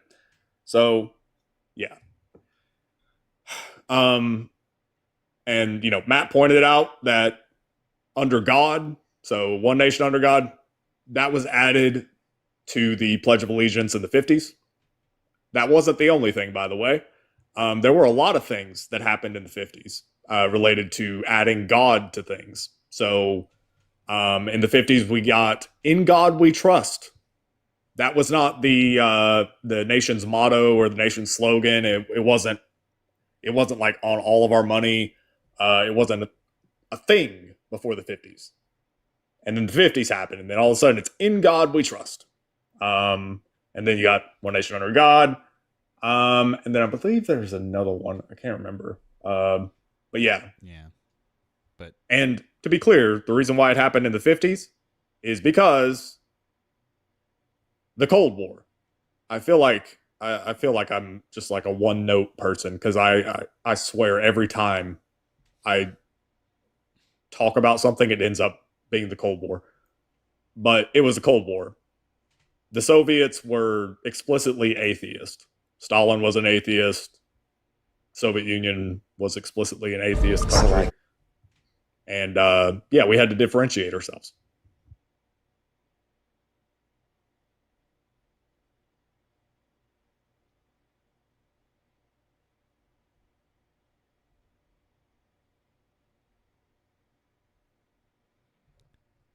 You still there, buddy? Yeah, I'm still here. So Did you learn something tonight? No, I mean, I still believe and see that you're laughing, and I didn't even start.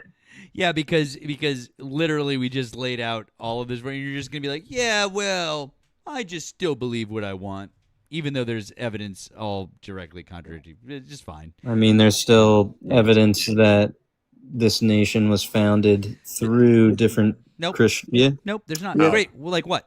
It was a very Like what? influential. What's your evidence? I mean, all right, let's go. We could the early states as far as the religious test for offices. Different states actually required governments and governors to declare a firm belief in the Christian religion. There's the blasphemy laws as well. Well, you're talking about states that had constitutions that predated the U.S. Constitution, right? We have John Quincy Adams right here. He said the highest glory of the American You're not Revolution. responding to what I just asked. What I don't know. You were just talking for 10 minutes, talking about different quotes and stuff and all that. So we have John Quincy Adams. Did you listen to any of them? Yeah, oh yeah, I did. So Okay, cool. hold on. What did John Quincy Adams' dad say? And he was one of our primary founding fathers and the second president. What did he say in the Treaty of Tripoli? If you were listening to what Nemo said, what did he say?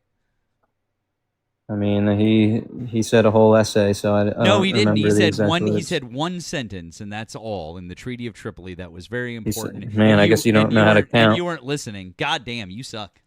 Anyways, I'll just repeat it back for you since you suck at this. The United States, it is not, in any sense, founded on the Christian religion. That's amazing. He's a founding father. He's the guy who defended the British in the Boston Massacre and was our second president and is a primary founding father. But I guess we'll just ignore what he said so that you can cherry pick from something his son said. Also, Nemo responded to you about your posit with the state constitutions by pointing out the state charters, I should say, and by pointing out the fact that they were written. God, I can't speak tonight. They were written before the U.S. Constitution. Now, weren't they? Right? What was written before the Constitution? Are you tracking the conversation, or do you need me to speak slower? No, I'm tracking. I don't think you are. What did I say? You were talking about John Adams and his quote. And then I said the state charters were written before the U.S. Constitution. There you go. Good job. And then what was the First Amendment to the U.S. Constitution? What's the first line of the First Amendment to the U.S. Constitution?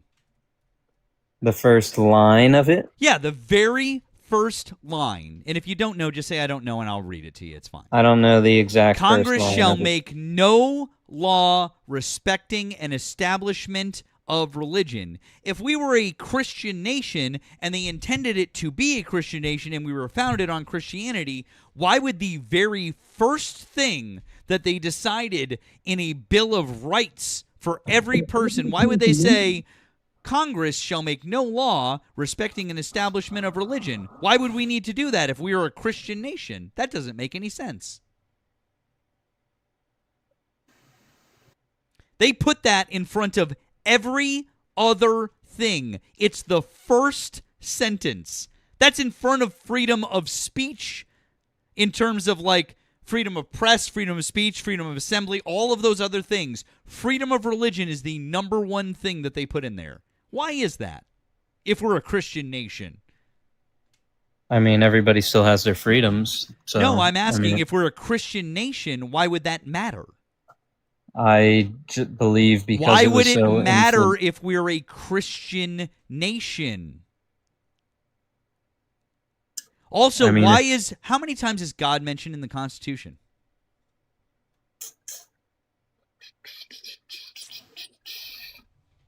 I couldn't tell you. Nemo, how many times is God mentioned in the Constitution?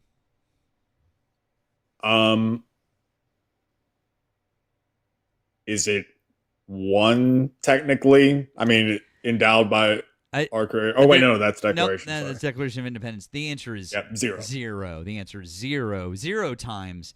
And it's weird. Also, in the U.S. Constitution, what tests are there that involve religion for public office? Are there any? Are there any tests for what? Yeah, for public office. Do you have to be a particular religion to be in public office? I never said that he had to be a specific religion. I just said it should be a part of it since it was such an influence on Except the it wasn't country. an influence because our founding fathers were deists, not Christians, and you don't understand the difference, which is unfortunate for you. I mean, you could look it up. It was very significant. Oh, no. See, Nemo and I have read a influencing lot the more country. about this. Okay, cool. So Thomas Jefferson, who literally wrote the document that we're talking about, he was Christian, right? Thomas Jefferson? Yeah, Thomas Jefferson, the guy who wrote the very thing that we're discussing right now. Thomas Jefferson, right? The Bill of Rights. He was Christian, right? He was either Christian or Jewish or wrong. He was a deist. And he was our third president. Also, did you know that he liked the Bible, but only to a certain extent? In fact, there's a thing called the Jefferson Bible. Have you ever heard of the Jefferson Bible? No, you probably haven't. I bet you've never been to Monticello. Have you ever been to Monticello?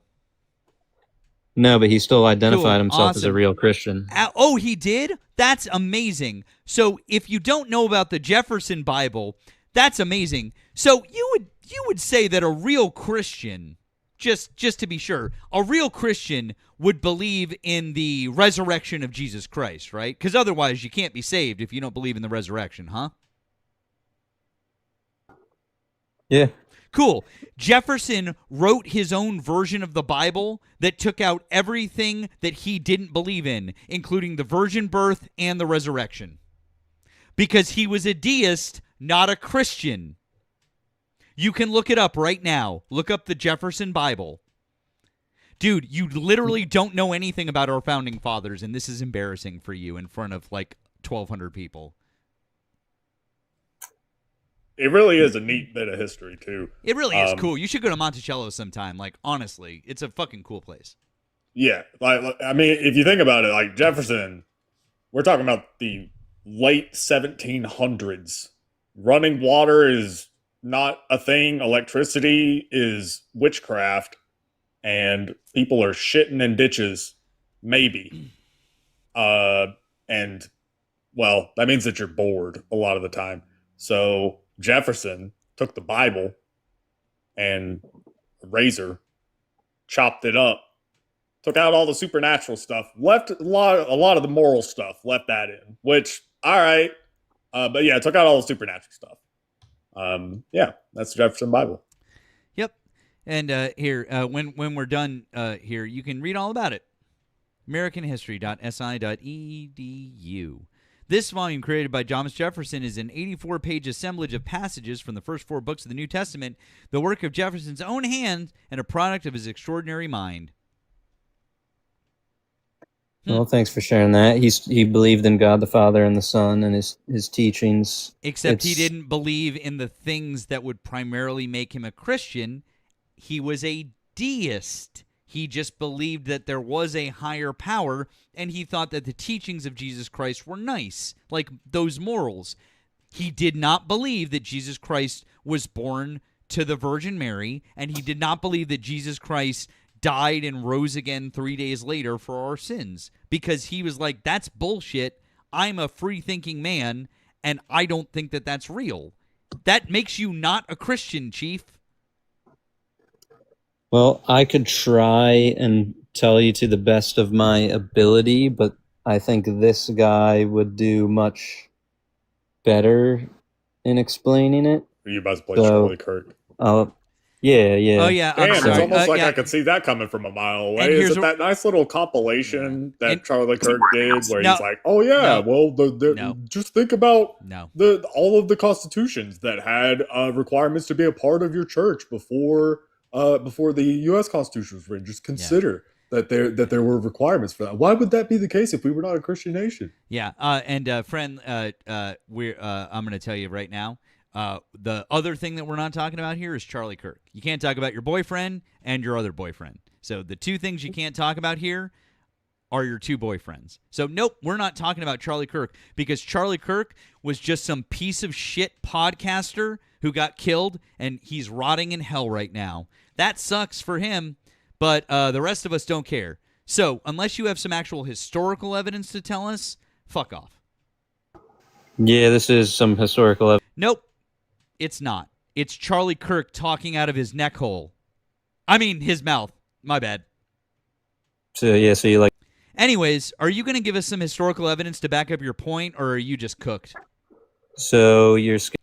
Are you going to give us some historical evidence to back up your point, or are you just Don't cooked? mute me. Let me talk. No. Are you going to give us some historical evidence to back up your point, or are you just fucking cooked, kiddo? Are you going to let me talk? Because if you're going to answer the question, if you were going to answer the question, then it sounds. It sounds to me like you were just talking and you didn't answer the question. So stop being a little bitch and just answer the question. Do you have some historical evidence for us? Yes or no?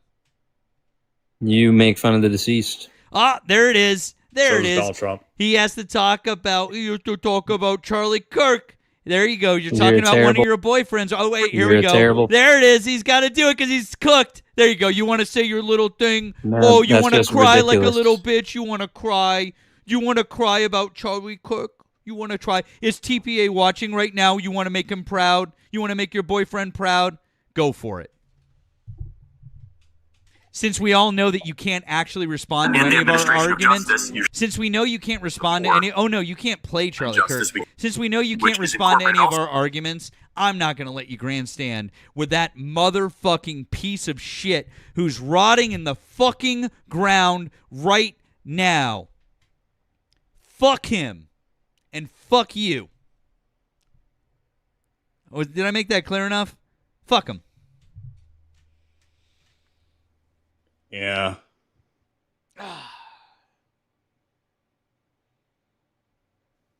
Also, the whole pearl clutching about making fun of the deceased.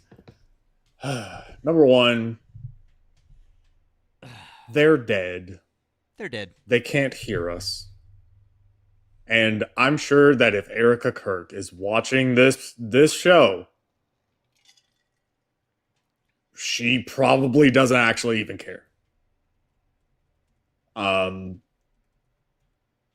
also, spare us the moral outrage, this fart sniffing self righteousness. Just please spare us. You support Donald Trump. That motherfucker has said some of the most reprehensible shit to people who just died. So I mean I don't really give a fuck about, oh well, you shouldn't do that. That's wrong. Dude, like I have said it many times.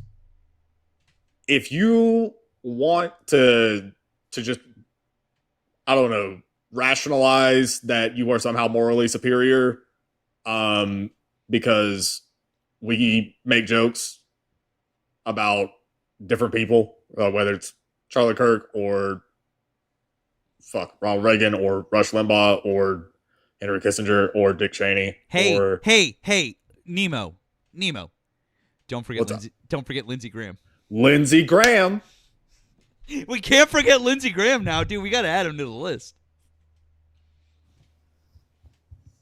The senator from Israel, Lindsey Graham. I just really need to point out that we really can't forget that. Okay, just saying. Soon, Mitch. Soon. The Reaper is he's sharpening the scythe. and he's taking his fucking time in the process.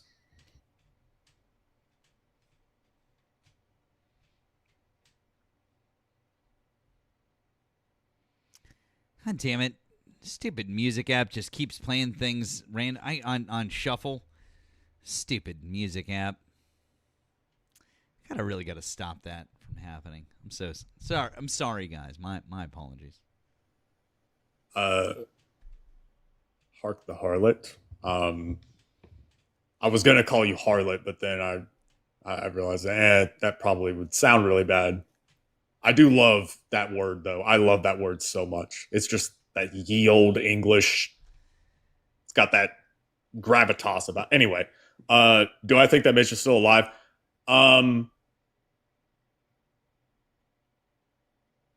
Define alive. Define alive. Yeah, yeah, like machine alive. Yeah.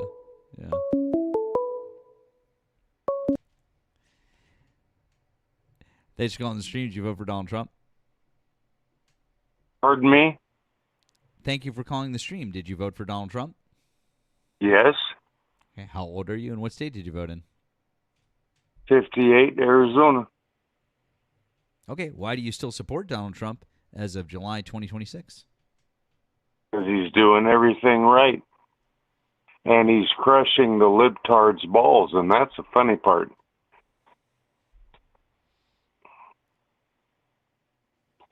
That's an interesting thing to open a conversation with. Well, I just want to talk to your host because he's a goddamn moron. I want to debate him. I want to destroy him on the air. I want to destroy him on the air. There's two hosts here, so I mean, which one did you want to talk to? No, the dude is on the screen, man. The little punk that's on the screen. I want to destroy him. Oh, I guess he's talking about me. I'm the little punk. Well, Okay, yeah. cool. All right, okay, man. Wow. Geez, I mean, you've already made so many great points. I don't know how I could possibly... Listen. Dude, why are you I'm yelling? I'm gonna be respectful. Except for the fact that you're literally already yelling over me, so I don't think you're going to be respectful. I'm gonna be respectful. Then why are you yelling? Then why are you yelling over me? I want to debate him. Then why are I you? want to debate him. Then maybe you should stop yelling over me. Okay, I get your point. Okay. Cool. So Donald Trump is doing all the right things, huh? So all the right things would include raising gas prices by $1.30 across the board around the country, making sure that no grocery prices went down, starting a war that cost 14 American lives and countless hundreds of casualties, not to mention the thousands of people that are innocent and that have lost their lives, and that also just raised prices for everything across the board for us and for everyone around the world. He's destroying the U.S. economy top to bottom. He's taking a gigantic shit on the... Excuse me, sir. If you said you wanted to have a conversation, don't interrupt me. He's taking I'm listening. You don't have to speak if you're listening. If you're listening, shut your fucking mouth and open your fucking ears. And if you can't do that... my cock, you little faggot. There you go. That's what we were all waiting for because we knew it was coming. He couldn't help himself. By the way, we do love People's History in the United States by Howard Zinn. Check it out in my showcase in the TikTok shop. We all love this book. It's one of our favorite books. You should read it and learn about history. In fact, our last guest who was up here probably could learn a fucking thing or two from this book. He probably should read it, and maybe he should get his boyfriend to read it too. That would probably help both of them. That guy who was so desperate to debate couldn't even sit there long enough to listen to me list off the things that Donald Trump was doing wrong so that he could respond to them before he slurred. Apparently, he was 58 years old. I'm going to be respectful. Sir, I'm going to be slob on my knob, motherfucker. Maybe that was Mitch McConnell. I don't know. Respectfully. Yeah, you can't use slurs. Can't do that. Can't do that, Gramps. I said, uh-huh. I'm listening. I said, uh-huh.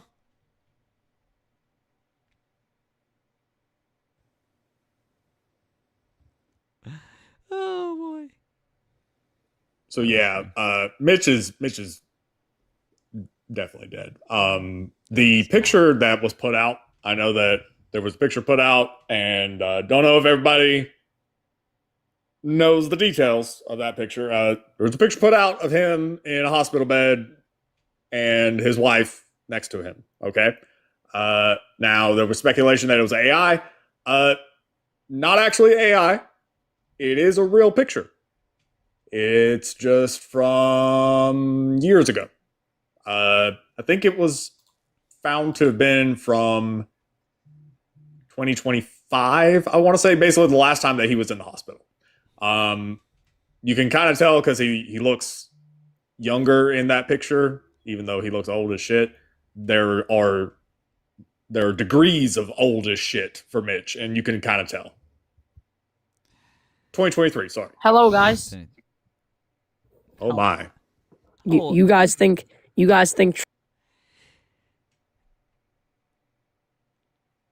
Yeah, okay. Real quick before we continue talking about Mitch's fake photo, thank you to Wesley on the tube. It says, "I've been summoned. Charlie Kirk was a better fountain than a debater or Christian. Charlie suffered from LNS, leaky neck syndrome." I didn't say it. Wesley said it. W's Wesley. Thank you to Taffy.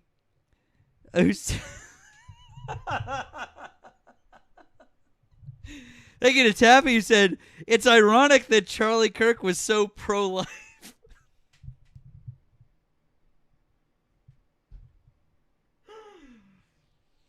That might be one of the best ones I've ever heard. Fucking W's for Taffy.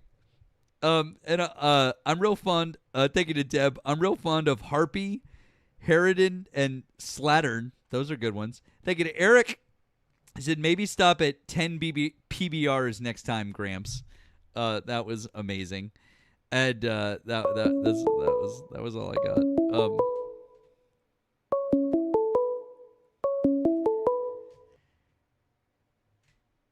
Hey, you old bigoted piece of shit! You can't slur. Go the fuck away.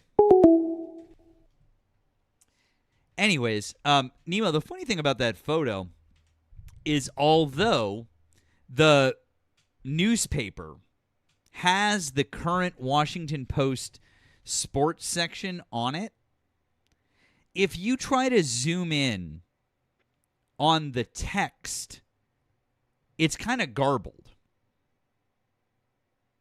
Yep. And if it was a real... Oh, hold on.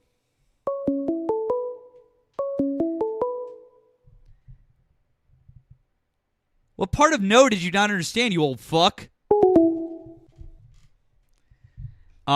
It's funny because in a picture of that resolution, it really should be readable. It really, really should be readable. Yeah, definitely.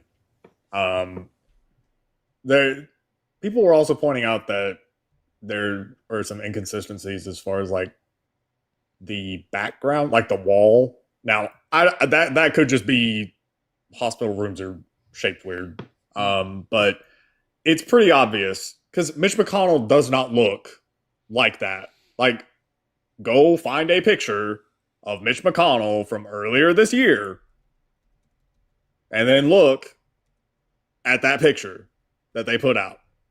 I know that he's old as fuck, and you might think, well, surely it can't be that obvious. It is that obvious. Also, a lot of people said that they put the photo, and they asked AI if the photo was fake. And apparently AI said that the photo was. I was like, that's funny. And then someone's like, well, the metadata says that it's real, so blah blah. I was like, you can probably fucking you can probably fucking edit that, but so metadata on like an image, it's going to be it's what's called EXIF data, EXIF. It's an acronym. I don't know what the fuck it stands for, but it is a thing, and it's like little pieces of information that are embedded inside every picture that is taken.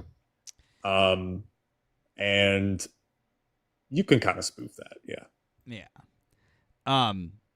Thank you to Emerald Dark Intuitive for the 2 on the PP, who says the only good thing CK did was to become left-leaning before he died. I mean, oldie but a goodie. Damn. Thank you, Pamela, for the Venmo. He said, can you look at Amendment 4 and 5 in Missouri? Okay.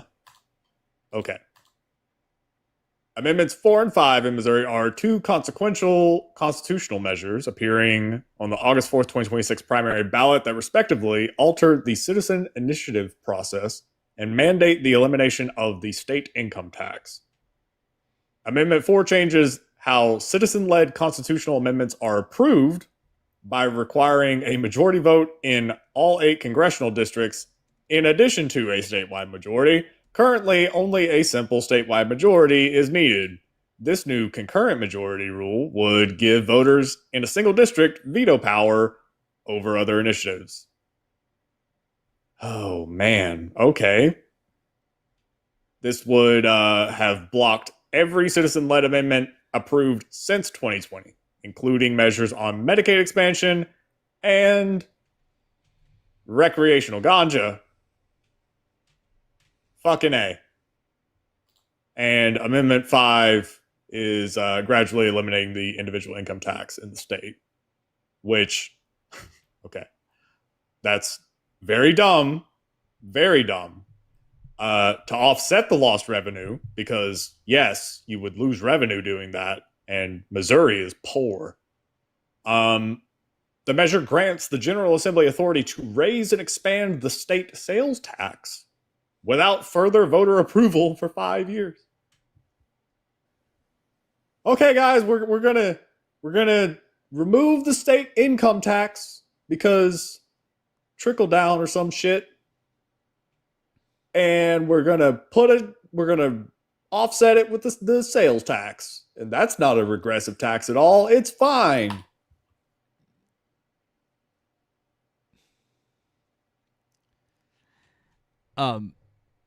Thank you to Joseph on the PP.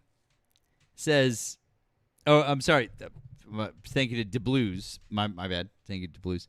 Turning Point USA was founded in 2012 by Charlie Kirk and Bill Montgomery with 2 major priorities. Fighting gun control, and then later on C-19 restrictions. Montgomery died of C-19. Charlie Kirk died of gun violence. Holy fuck.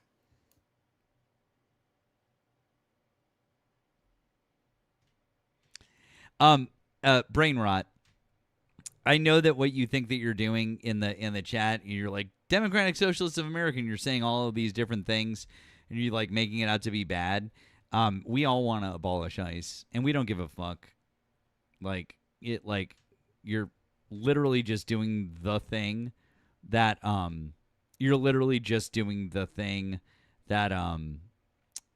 that Mike Johnson's been doing. So go troll somewhere else. Okay. It's really funny though. You guys think that it's like, oh yeah, we're gonna tell them. The fuck out of here. Yeah, y'all been labeling Democrats socialists since, I mean, probably Bill Clinton. Fuck, I don't know. I mean, probably Jimmy Carter, honestly. Actually, no. Come to think of it. No. I take that back. At least since FDR. Oh, at least. Because I know for a fact that I have a little quote here from Truman that I very rarely read because I always forget that it is in my little notes. Socialism is a scare word they have hurled at every advance the people have made in the last 20 years. Socialism is what they called public power. Socialism is what they called Social Security. Socialism is what they called farm price supports. Socialism is what they called bank deposit insurance. Socialism is what they called the growth of free and independent labor organizations. Socialism is their name for almost anything that helps all the people. When the Republican candidate inscribes the slogan, "Down with Socialism," on the banner of his great crusade, that is really not what he means at all. What he really means is down with progress, down with Franklin Roosevelt's New Deal, and down with Harry Truman's Fair Deal. That's all he means. Harry Truman.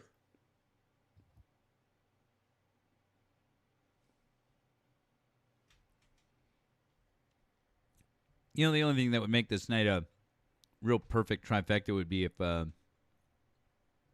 East LA showed up. Right?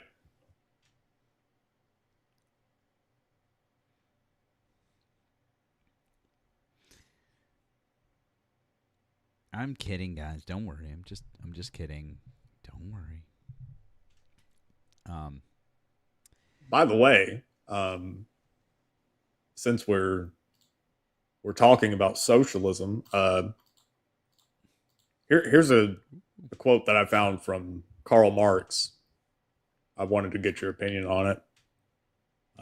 Chad, I would also very much like y'all to chime in on how we like this particular quote here. Okay?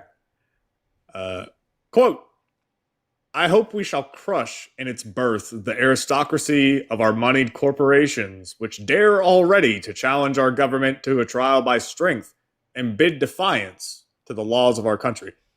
Again, this is Karl Marx. So, yeah, if y'all can just let me know what you think about that. Matt, what do you think about that quote? Wait, read it one more time, please. "I hope we shall crush in its birth the aristocracy of our moneyed corporations, which dare already to challenge our government to a trial of strength and bid defiance to the laws of our country." I love it. I love everything about that. Yeah, we like that one. We like that one.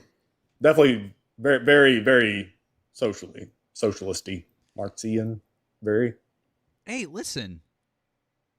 It's, I read off the DSA's platform earlier, and we've got our first, we got our first socialist president in office right now. He's buying up government positions in private corporations. So, yeah. The thing is, I did lie.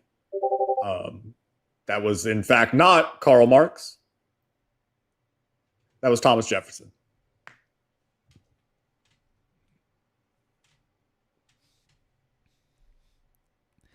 Even fucking better.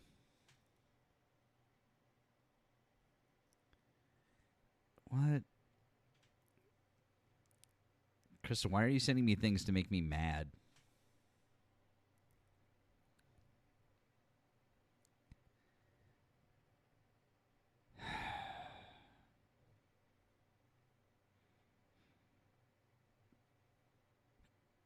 No. I just, no. It's the Department of Education posted this on their official Twitter.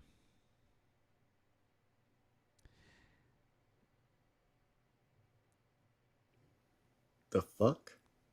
This one on the right, on the top, it says Department of Education with an X, and on the left it says local school. On the left, it's a family reading. On the right, it's drag story hour.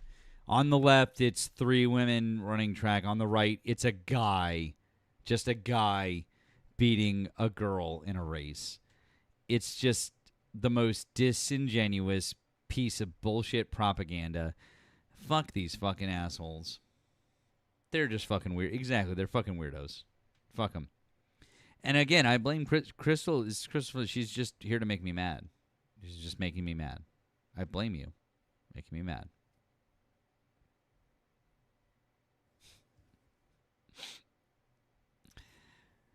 Oh boy.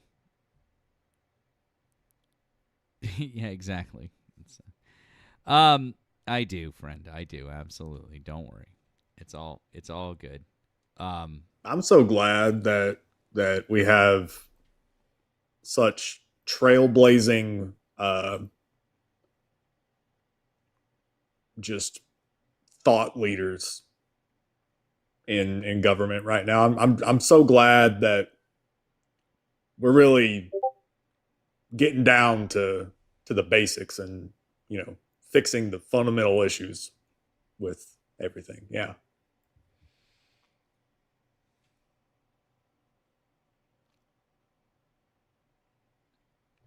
Oh, interesting. Also, Larry Ellison, David Ellison, sued by Paramount investor alleging illegal side deal with Trump to secure U.S. approval for the Warner Brothers takeover. That's interesting. Can't wait to see the discovery on that shit. Yeah. That's going to be good. All right, guys. We're getting close to it. I don't think I want to get involved in a whole other convo right now. Don't want to run too late. I've got to do some driving tomorrow and some different stuff.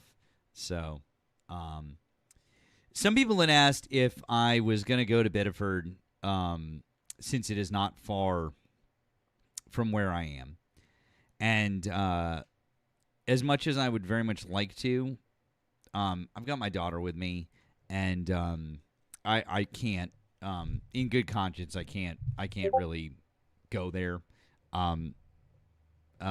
You know, and with everything that's going on. But if I do have the opportunity to go without her, I absolutely will. But you know, just really not, you know, not the best situation for that. But otherwise, I absolutely would. I also did see that our friend, our friend Matt, USMC Angry Vet, is there. And I actually would really love to. I would really love to swing through if he's there. I would love to say hello to him. But again, yeah, it's just it's not a great. Oh, he's there with Jolly. Yeah. I'd love to say hello to them. I am just especially a big fan of Matt's. I think he's a good guy. Great name too. I'm just saying.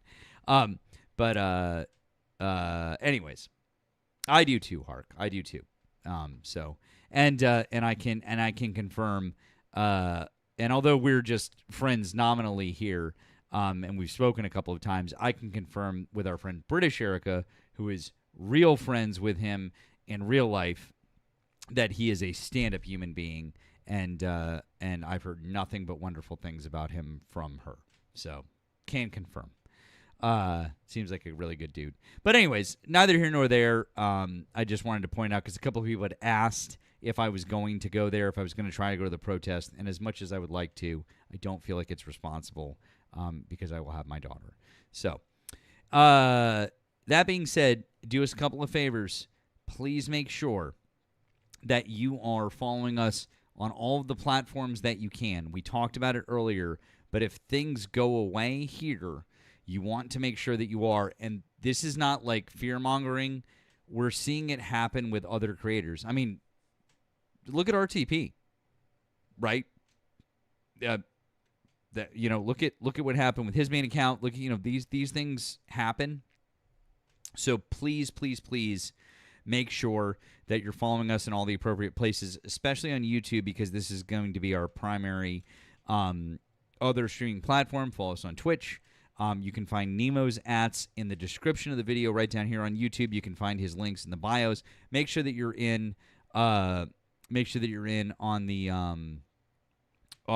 Make sure that you're in on the Discord. You know, because the Discord is a lot of fun. There's a lot of good links. There's a lot of good stuff there. So please check that out. You can find a link in Nemo's link tree. You can find one in mine. We do appreciate all the additional support you guys have offered. Thank you to everyone tonight. I want to check one more time over on the tube. Nemo, do you have anything else over there on your end? Yes, I do. Give me 1 second.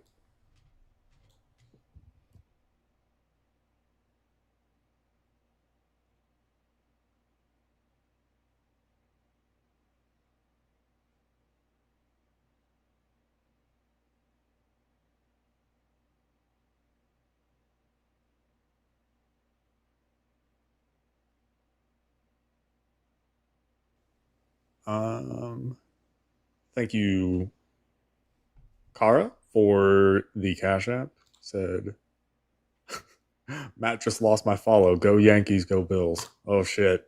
Oh shit. I think I just committed a war crime. Do not attack the messenger.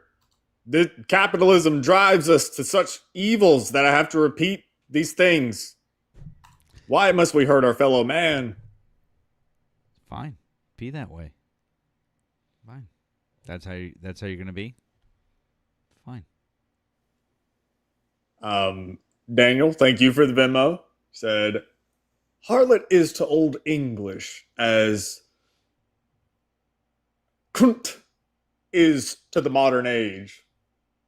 Insultians 420. Also, sorry if I missed you calling out my dono on the other night. That live got chaotic. Yes, it did. Yes, it very much did. Thank you for that. And I did have one other thing that I wanted to just share very quickly. This is hard-hitting political analysis.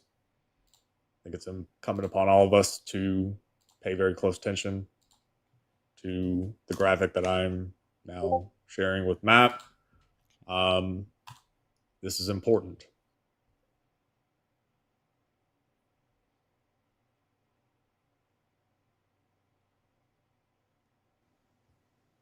Thank you for coming to my TED Talk. Why would you put up a picture of Fawcett? Damn!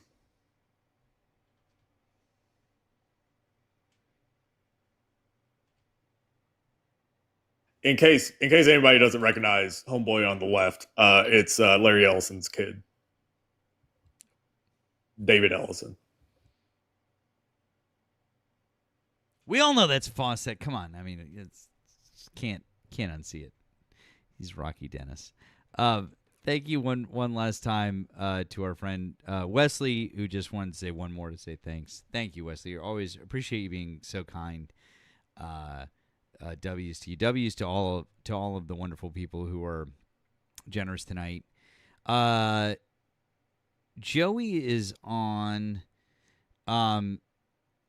Danielle isn't hosting. I know. So I don't. She's on someone else's live. I don't know. Yeah. I think Slayer is hosting tonight. We've gone to Joey this week, right? We did it on Monday, right? Yeah. We went to Bill last night. Right. Yeah, went to Bill last night. We could go to Joey again tonight, but you're probably gonna end up maybe over there on Slayer's Live. Yeah. I don't know. Well, we can go to we can go to Joey's, but I'd like to remind everybody. I would really like to remind everybody to please make sure that you are following Nemo. I mean, he wasn't on all day, so I'm gonna throw you a good guess that you're gonna get some excellent entertainment tonight if you want it. So,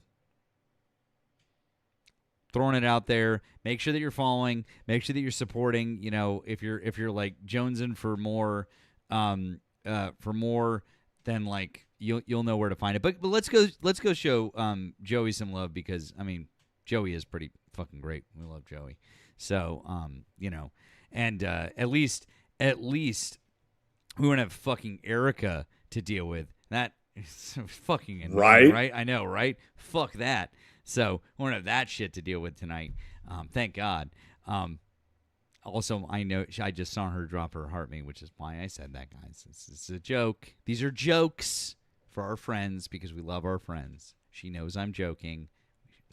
She knows that I love her. Anyways, let's go see Joey. We love Joey. Joey's the fucking he's the fucking great. He makes me laugh. he's a good dude. Let's go say hi to Joey, and then make sure that you're following Nemo wherever he ends up later on. Thank you to our friends over on the Tube. Thank you to our friends on Twitch.